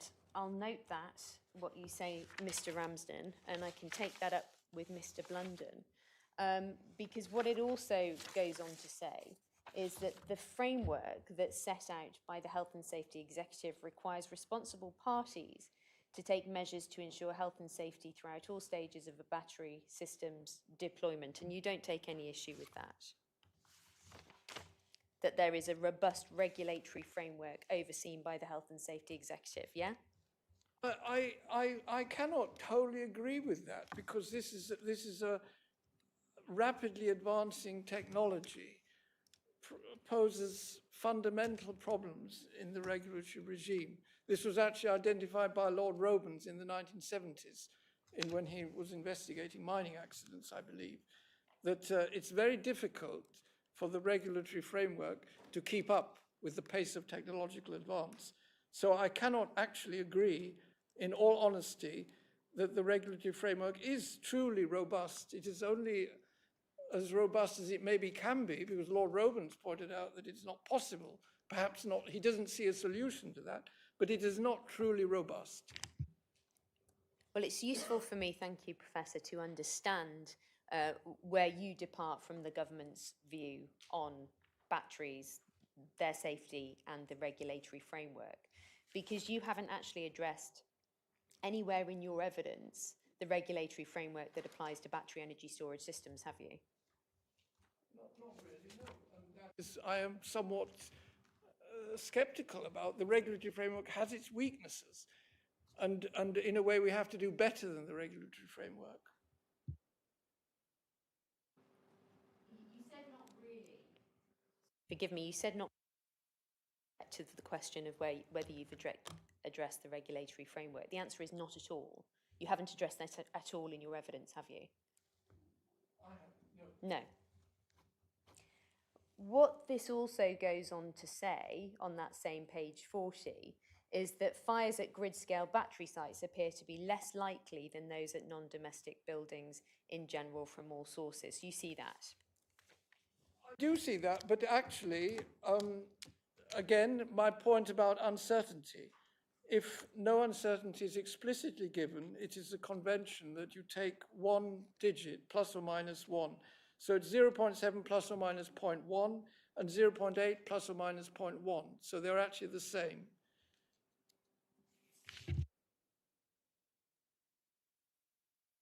Well, that's the latest available 5-year annual average incidence rate for GB batteries that's said there to be 0.7 for 2021 to 24-25. And that is recorded in this document as being lower than for wider non-domestic building fires in England at 0.8%, yeah? Those are the figures that you're referring to. Yes, but as I said, it's a 5-year average, so presumably 5-year annual average. So that means they've taken at least 5 numbers and calculated a mean, and there is with that mean associated a certain uncertainty, the standard deviation or the mean estimate of the error and so on. And these are absent, so this is incomplete information. They may be bigger than 0.1%, in fact, but as I say, the convention is, if they're not explicitly given, we take 1 decimal place, so it's in fact factually incorrect to say that they are lower. It is not justifiable to say they are lower. At most, we can say they are the same. They are overlap. Right, thank you. That distinction is obviously something that the government thought important enough to include within this document as by way of comparison, yeah? But I'm afraid it is an error of thinking, actually, to neglect the uncertainties in these estimates.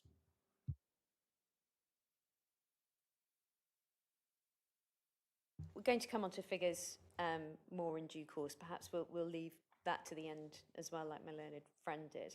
Maybe even get some lunch before we get there. But I want to turn then to core document 5.24,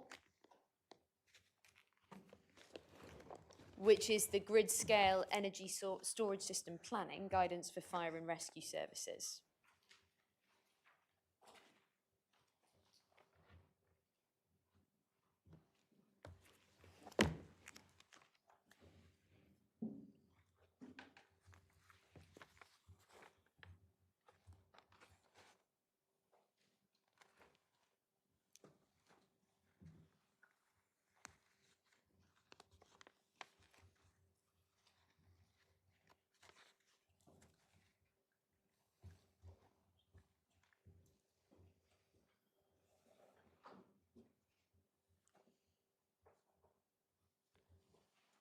Do you have that?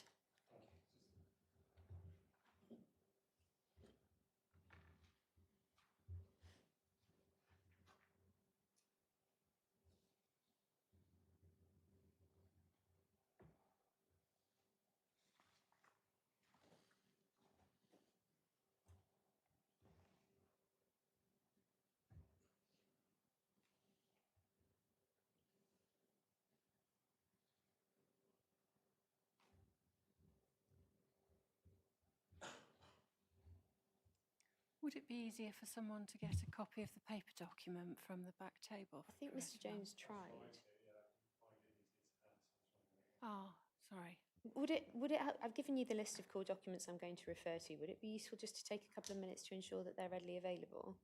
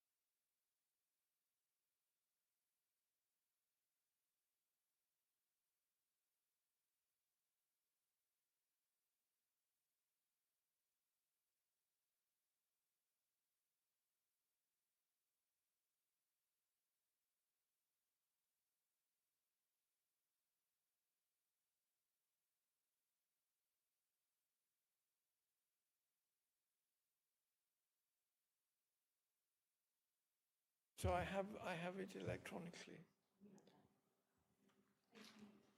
Very much. This is a document which was approved for publication in December 2025.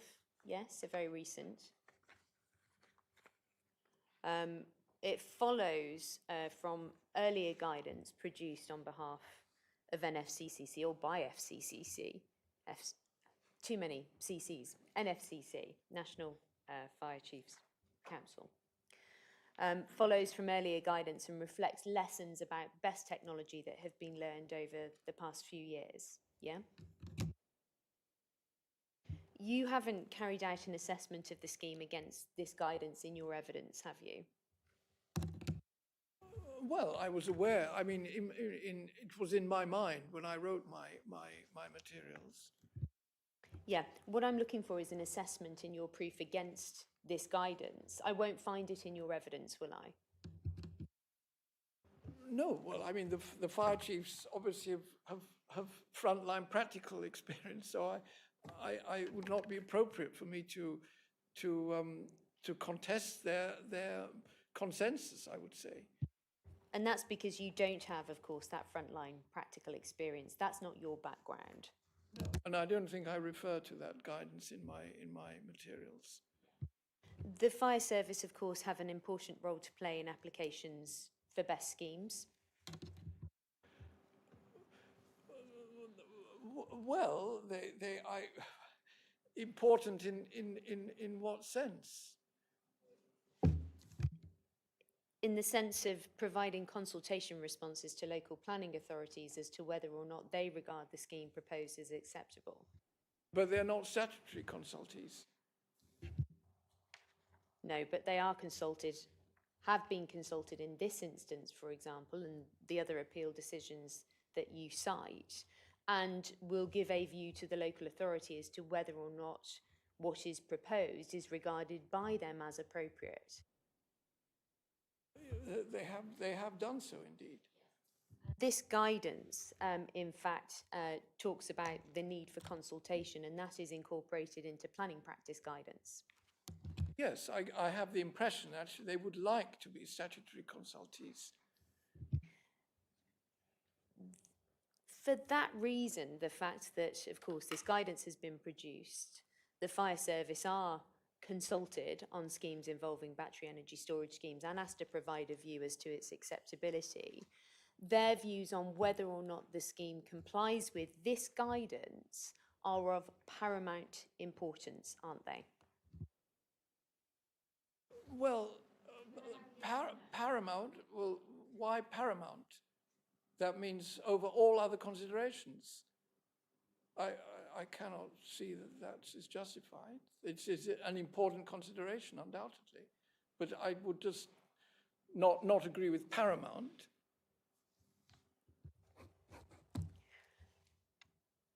The guidance that was first produced, that's the earlier guidance, which I think you're familiar with, certainly from earlier outings we've had together, Professor Anderson. I know that that's the case. That earlier guidance followed the Carnegie Road fire and incorporated some of the lessons learned from that, yes? And now, of course, this is the next stage or the evolution of the first NFCC guidance that we have at this core document, yes? Yes.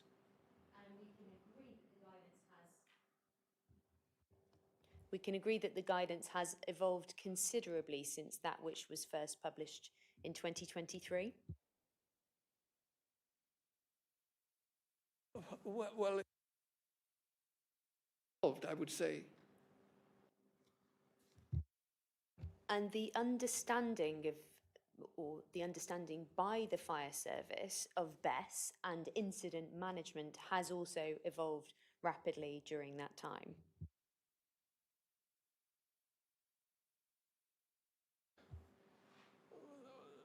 Well, again, it's perhaps somewhat relative rapidly. I mean, if it's too rapid, then that means in another 6 months it'll be something else again. So I would be rather cautious. I would say it's evolved, and which is what one would expect, without insisting too much upon the rapidity or the degree of evolution.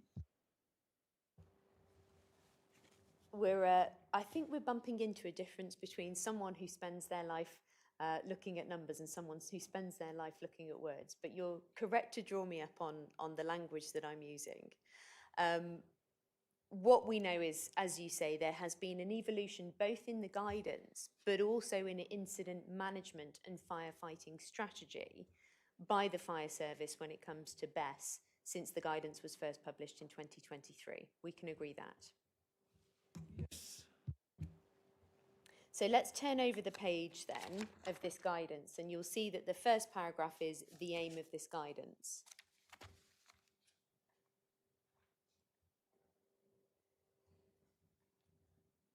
Says the aim of this guidance is to ensure that fire and rescue service requirements are proportionate to the hazard and risk present on site without placing an undue burden on the developer of the BESS installation. It is hoped that the guidance will promote a consistent approach across fire and rescue services. You see that? No, I don't want the number of the article. We're still in the same core document. It's the Grid Scale Energy Storage System Planning Guidance. And we've just turned over from the first page onto the second page. But I remember I only have the electronic version, so. Do you have it in a single scroll format?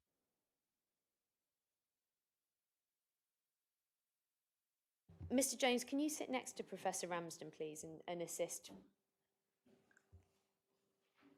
Or even lovely. Right, let's do that.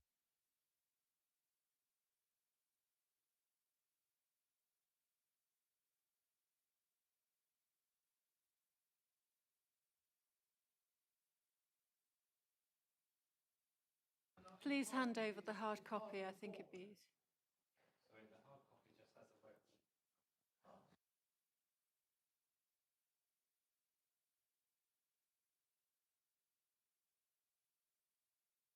Okay, Mr. Jones, if you can sit there just for a moment while we go through this document, that would be useful.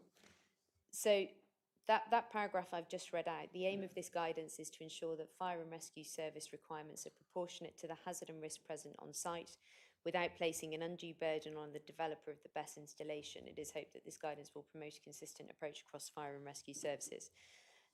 The guidance that's set out there has within it a concept of proportionality. Yes, that the burden on the developer should not be disproportionate to the risks. Yeah?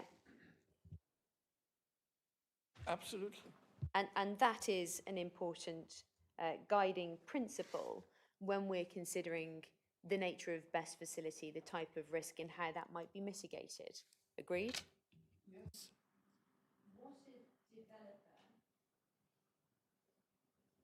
What a developer is not expected to do, we know, is eradicate all risk associated with development, but ensure it is a tolerable risk. Yes. That the risk can be managed through whatever mitigation measures are most appropriate. Absolutely. Over the page under the heading Scope, for those reading in hard copy, or just scroll down to where you see section 1 Scope, you have that.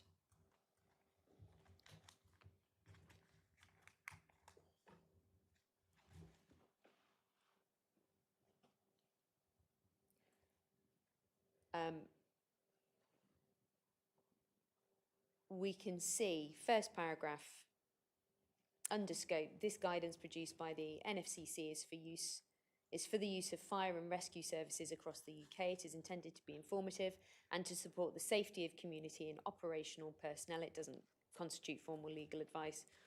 All parties' legal duties remained as defined by law. So what we know that the purpose of this document, or one of the purposes of the document, is to guide decisions as to whether from safety perspectives for both emergency responders and the public, the risks have been reduced through the information provided to satisfy the fire service that a scheme can go ahead. Its fundamental purpose is safety.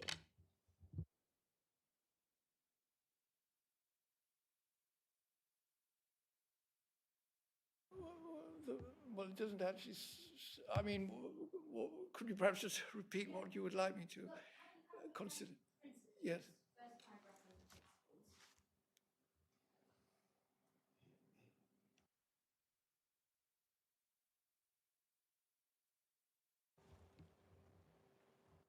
This guidance has been developed with the safety of the public and emergency responders in mind. It's intended to help reduce the risk to as low as reasonably practicable, the ALARP. At the same time, it recognises that ultimate responsibility for the safe design and running of these facilities rests with the developer and operator. Yes, you see that? I see that. Yeah.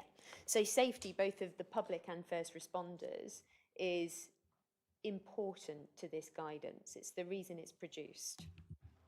Undoubtedly.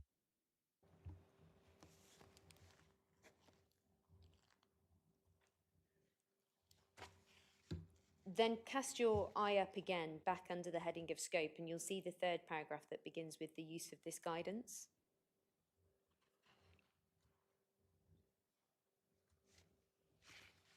Yes, I see. The use of this guidance by fire and rescue services will vary based on local context. Local planning authority departments should therefore not use the guidance as a mandatory set of recommendations and instead prioritise discussions with the local fire and rescue service. NFCC recognises the pace at which technology is advancing and the guidance is offered for fire and rescue services to use in the absence of any central government guidance. Yes, you see that? I do, and I emphasise especially the pace at which the technology is advancing. So maybe in another 6 months we can expect further modifications.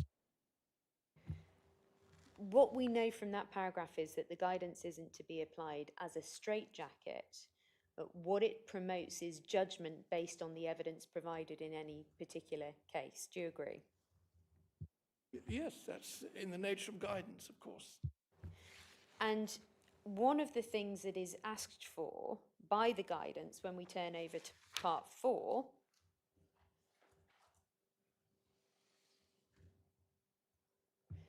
is that the developer engages with the fire service in early conversations about their scheme.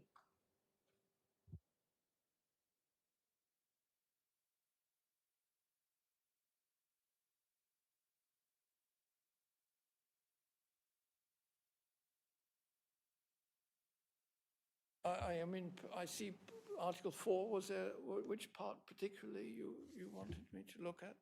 Well, that deals with the planning approval process, but we know that from this, set out in the documents, that what is encouraged by the fire service is that conversations are had at an early stage in the planning process between developers of best scheme and the fire service. Yes. Yeah. Makes a lot of sense to me. Yeah, and that was done in this case with the first meeting taking place in May 2024 with the fire service.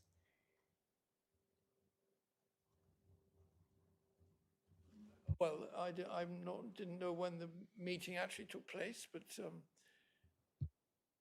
Well, Madam, for your reference, it's core document 136 at paragraph 3.5 on page 18. It also suggests, let's move on to the heading, thermal events and events leading to deflagration.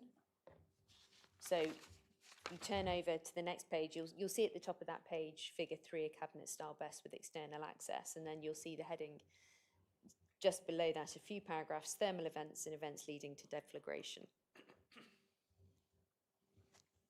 Do you see that? I'm not there yet.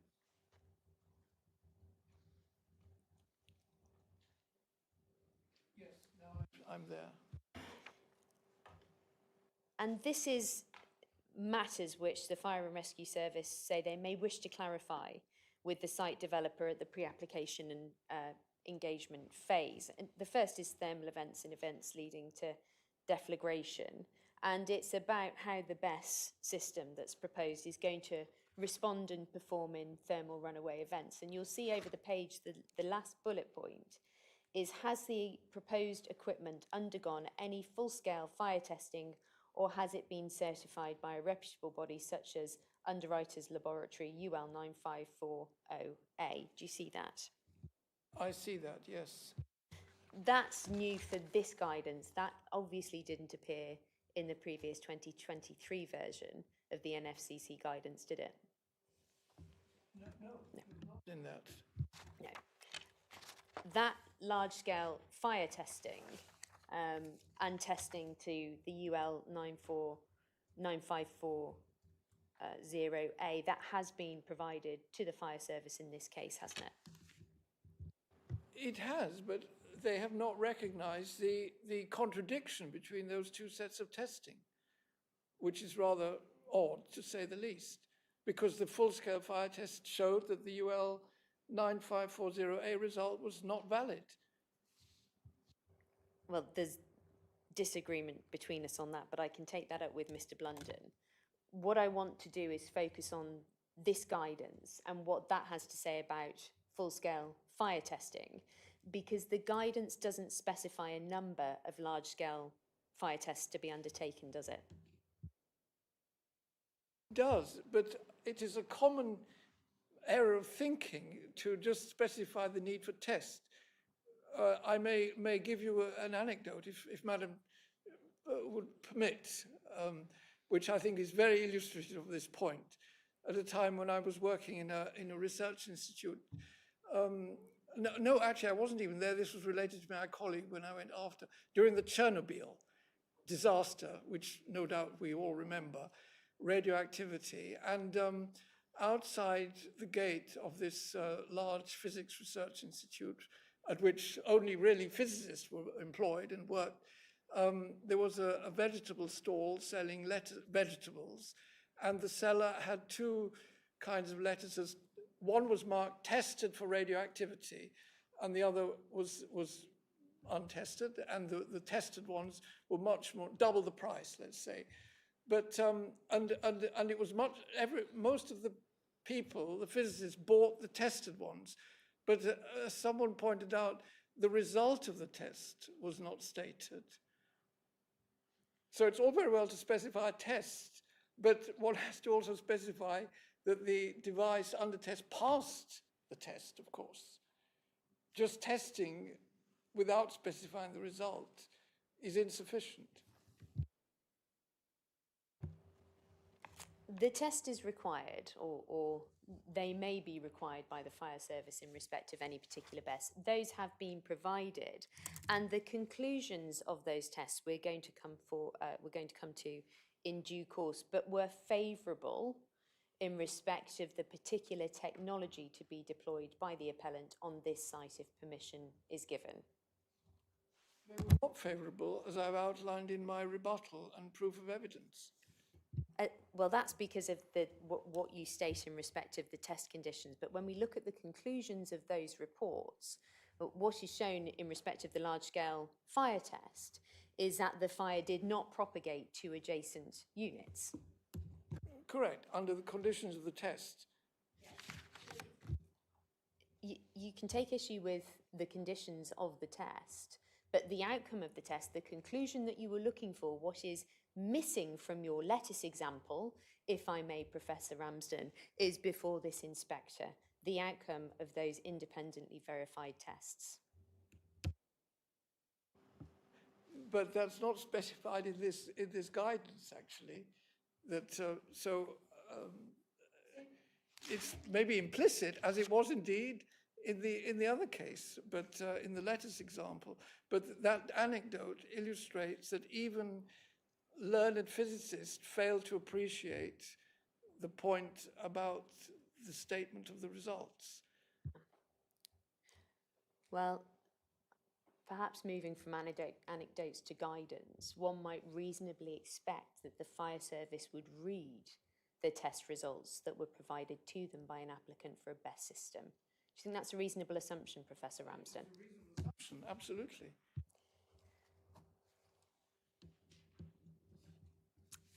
Then I want to go to,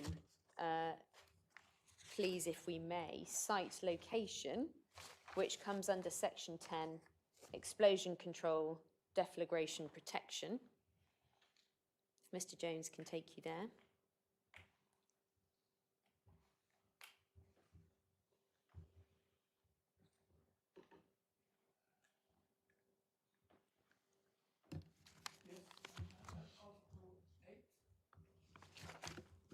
It's, sorry, Article 8, I'm in section 10, explosion control, and I'm... In my version, Article 8, then section 10 is immediately. I've got site, the heading site location. And 4 paragraphs down, whilst incidents involving BESS. Do you see that? Yeah? And it says that while incidents involving BESS are relatively rare at the time of publication, they can result in extended disruption and may impact business continuity in the adjacent area. Since UK fire safety principles and design documents are based on the assumption that an incident or fire will occur, typically one fire at a time, applicants should assess the potential impact of such an incident on the surrounding area, and so on. What we find out from there is that the fire service, with their knowledge of BESS incidents that have taken place in the UK, regard those as relatively rare. That's the phraseology that's used by them. Yeah? That indicates a low probability. Yes, Yeah. it is what it says, it's relatively rare. And low is again a relative concept. I want to go then, please, to the Statement of Common Ground with the local authority. That's core document 4.7.1. 4.7.1.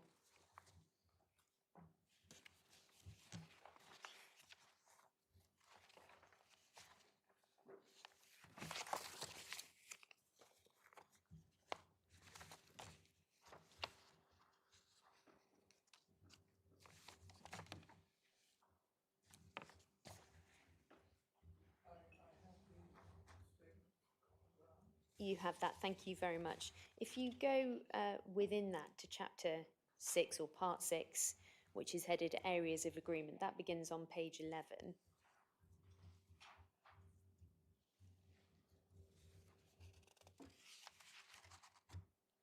And you'll see over the page on page...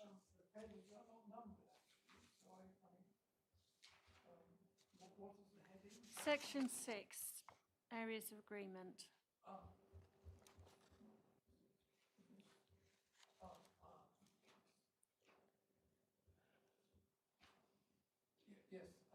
You have that. So we're in Areas of Agreement. And then if we turn over, you'll see the heading on page 12, Fire Safety and Pollution Matters. Yes. Yeah. Then go over, and there's just a few points to pick up from this over the next page to 6.23. You should see the wording. It is agreed that the probability of a best fire on the site is low.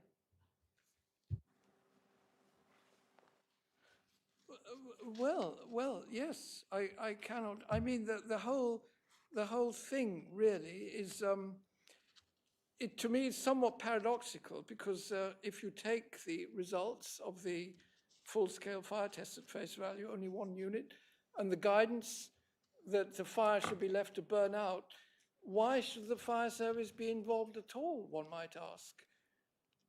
If the fire will be confined to 1 unit and it should be allowed to burn itself out, then why bring the fire service in at all? Again, I think I can ask Mr. Blunden about the fire service's response to fires in its local areas and responding to potential calls from residents. But it is right, isn't it, that the probability of a best fire on the site is low? You don't disagree with that as an overall conclusion? Well, low is the 10% or whatever I calculated over the 40-year lifetime. I mean, that statement is actually very vague. Is low in 1 year, in 1 hour, in one without specifying a bit more, it's actually a very low information content. The local authority also agrees that a best fire on the site is very unlikely to affect more than 1 best unit. And we can agree, can't we, that the only testing of that before this inquiry, the only evidence from the large fire scale test supports that proposition? It supports it, but one cannot separate that support from the reservations about the validity of the test. And one should bear in mind, of course, that the full-scale test that was carried out was not carried out in accord with any published standard. It was sort of an ad hoc protocol. The view of the local planning authority expressed through this statement of common ground is something that this inspector can put weight on, isn't it? I cannot comment on that, the weight that Madam Inspector wishes to put on it. Because in the previous cases that you've referred to, we have Pound Road, Axminster, for example, that you say, well, or certainly the Rule 6 party seeks to say, well, this is the same situation we've got here. The council defended that appeal, didn't it? They did defend that appeal. And in fact, when we look at Mr. Jones's proof of evidence, planning witness for the Rule 6 party, paragraph 6.10,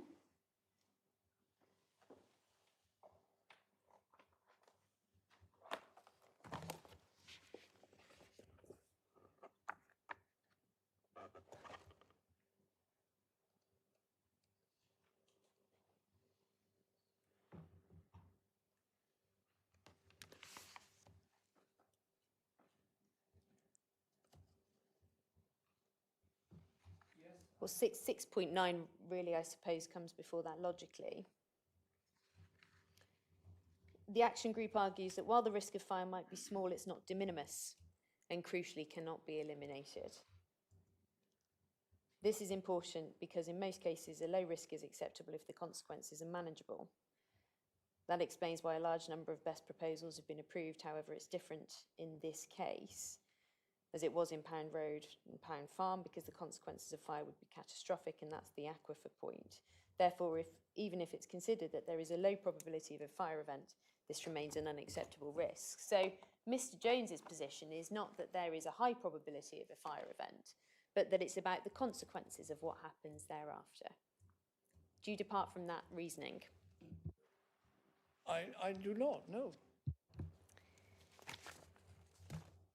The opinions and that we've looked at, those of government, the fire service and the council, on the probability of fire at a BESS scheme are in the context of rapid deployment of BESS facilities worldwide, yes? That is, I think, a very almost glib statement, because many of these developments of BESS worldwide, as you say, are in desert locations, arid regions, remote. There was one picture actually that was produced in the bundle, the slides that summarized the fire test results, and they showed a BESS headed the Axminster Energy Hub, and it showed something that was so remote from Axminster and the region, the environs of Axminster, that it was almost, well, created a rather jarring sensation that this was a remote desert location, somewhere probably the Arizona desert. Many of these BESS are in such locations where they are entirely appropriate, not in the present location. The question's not about location, Professor Ramsden, it's about the probability of fire. But the probability of fire in a remote desert location has much lower consequences than a fire in the present location.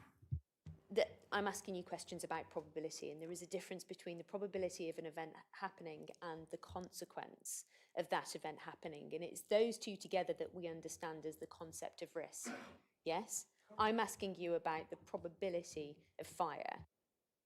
Yes, and the probability of fire in any given BESS depends on its size. And what we're talking about in terms of the deployment of BESS worldwide is a capacity of 610 gigawatt hours at the end of 2025, which is an increase of 257 gigawatt hours from the end of 2024. So that is, within a year, an enormous increase on installed capacity, isn't it? Correct. And as I said, most of these are in remote, arid desert locations, far from human habitation. Well, I mean, unless you can point me to where the arid desert locations are in the UK, I'm not sure that that rather assists with our clean power targets, Professor Blunden. But I want to carry on with the issue of probability, because we have had that increase of 257 gigawatts in a year to the end of 2025. Worldwide, during the same time, there has been a 98% fall in fire incident rates for grid-scale BESS since 2018. You're aware of those statistics? Shown in the document you handed out this morning, the EPRI database. So a 98% fall in fire incidence rate for grid-scale BESS since 2018. That is a remarkable fall, isn't it? 98%. But we still used, in our calculations, we use the 2023 or 2024 and 2025 figures. So we've already taken that fall into account in our calculations of the 10% probability. I'm going to come on to the calculations in due course, and the calculations are one thing. There actually isn't any guidance, is there, telling this inspector which calculation she should look at for probability or how she should approach that in a mathematical way. There's no guidance on that. There's no requirement for this inspector to do that. Well, just common sense. And if you like, if you look at that EPRI document, the 98% fall, that's already happened. So it's not, it flattens out after that. So it's not as if the fall is continuing. There was that fall, and as in any technology, the early manifestations are more dangerous. The same with railways. There was a much higher incidence of railway accidents in the early days of railways, etc., etc. And now it's sort of flat and is bumping around a fairly low value, but still has fluctuations. Like I said, we're going to come onto the calculations, but what is also important when looking at this scheme and the potential safety implications of it is the broader context. Can we agree that? I didn't quite catch the board of... The broader context. What is that? Oh, the broader context, sorry. Yes, I didn't catch the words. Yeah.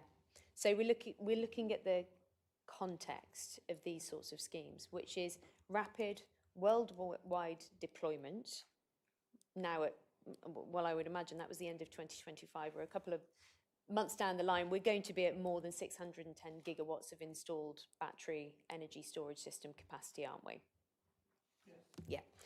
Yeah. And since 2018, the figure we've discussed is that 98% fall, and you've posited some reasons why that might be. Factors, let's see if we can agree, some of those which have helped the fall in adverse incidents occurring is the change from nickel, manganese, cobalt batteries to lithium iron phosphate. Yes, that's some contribution, undoubtedly. Yeah, because you accept that the batteries which are proposed to be used in this scheme are less prone to fire than NMC. Are less prone, but they tend to release more toxins.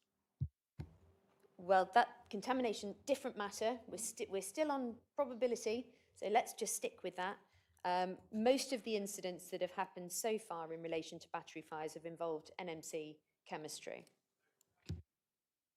So you mean the 98% fall is mostly ascribable to that change? That was my question. Yes. The question I'm putting to you is about the factors which have contributed to the 98% fall. And one of them is undoubtedly the change, the shift from NMC to the lithium iron phosphate, which is proposed as part of this scheme, because it's widely acknowledged that lithium iron phosphate is less prone to fire than NMC. And I think we agree on that. It's not something emphasized in this EPRI document, though, is it? I don't think, as a contributor to increasing. It didn't strike me as being an integral part of that. I'm asking for your evidence on it. I haven't actually gone to that document yet. I agree that LFP is safer than NMC as far as initiation of fire is concerned. There are significantly more regulations, testing and standards in relation to batteries that are coming out annually, every year for the past few years. Yeah? Greater regulation. If I can put the broad overarching question as that, there is greater regulation. It would appear so, yes. And that increase in regulation has been acknowledged by DESNES as contributing positively in this sphere. Do you accept that? Well, in a qualitative sense, to what degree it has contributed remains, I don't know. Well, we know the degree. It's a 98% fall in fire incidents. What we're interested in is the factors that might have helped. Let's turn up core document 8.5, and I'll finish this point before we break for lunch.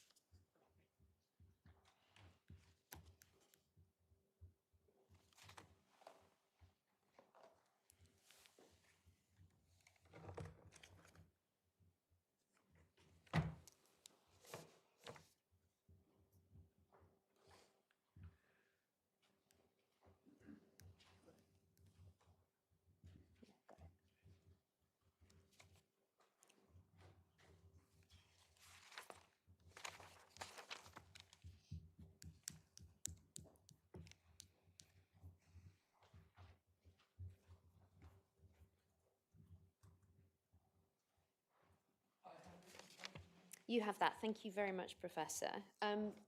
This is core document 8.5, is the health and safety guidance for grid-scale electrical energy storage systems from March last year. And again, a document prepared by the Department for Energy Security and Net Zero, yes? No, it was prepared by Fraser Nash Consultants. Sorry, prepared, yes, prepared by Fraser Nash, we can see that at the top right-hand corner. That's absolutely right, and then that's set out at the bottom, prepared for the Department for Energy Security and Net Zero, yeah? And then what we can see from that, if you scroll down to paragraph 1.1, is the introduction and document context. Yes. Yeah. And what that says is, as the industry for battery energy storage systems BESS has grown, a broad range of health and safety related standards have been developed. There are national and international standards, those adopted by the British Standards Institution or published by International Electrotechnical Commission, and then lots of letters.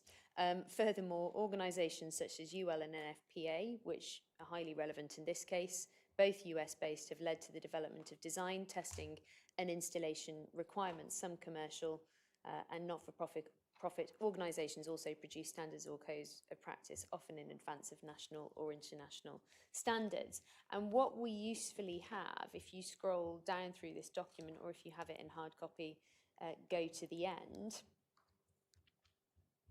So it begins on page 34 of the document, which is also of the PDF, which is helpful. And what is set out there is the standards, technical specifications, guidance, regulations that apply to battery energy storage schemes. Do you see all of that? Yes. Yeah, and it relates to every part of the life cycle of a BESS scheme, from manufacture, transportation, installation, and also testing, which it comes to at the end by referring to the UL standards. I see that. Yeah. So we know that you don't address that regulatory framework in your evidence, but can we agree on this at least, that that regulatory framework has had a role in the falling incidence of battery fires?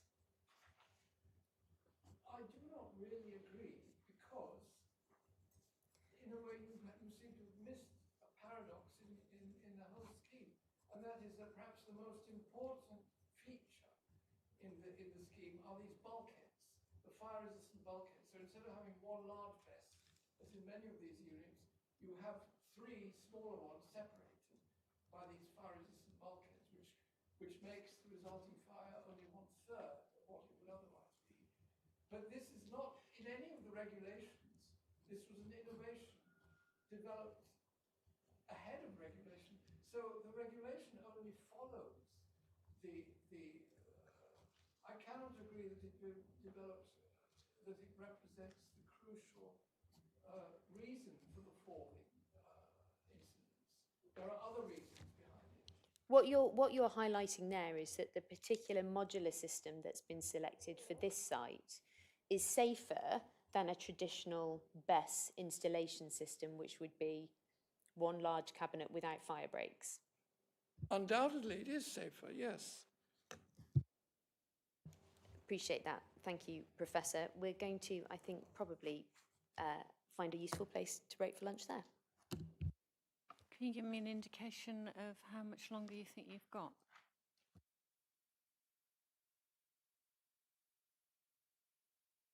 I'm halfway through. Okay, ladies and gentlemen, we will adjourn for lunch now. Will we be all right to start again at 10 to 2, do you think? 45 minutes rather than an hour. Is that okay for Professor Ramsden? Enough of a little break? You understand your situation, don't you? That in the middle of cross-examination you can't talk to your colleagues, etc.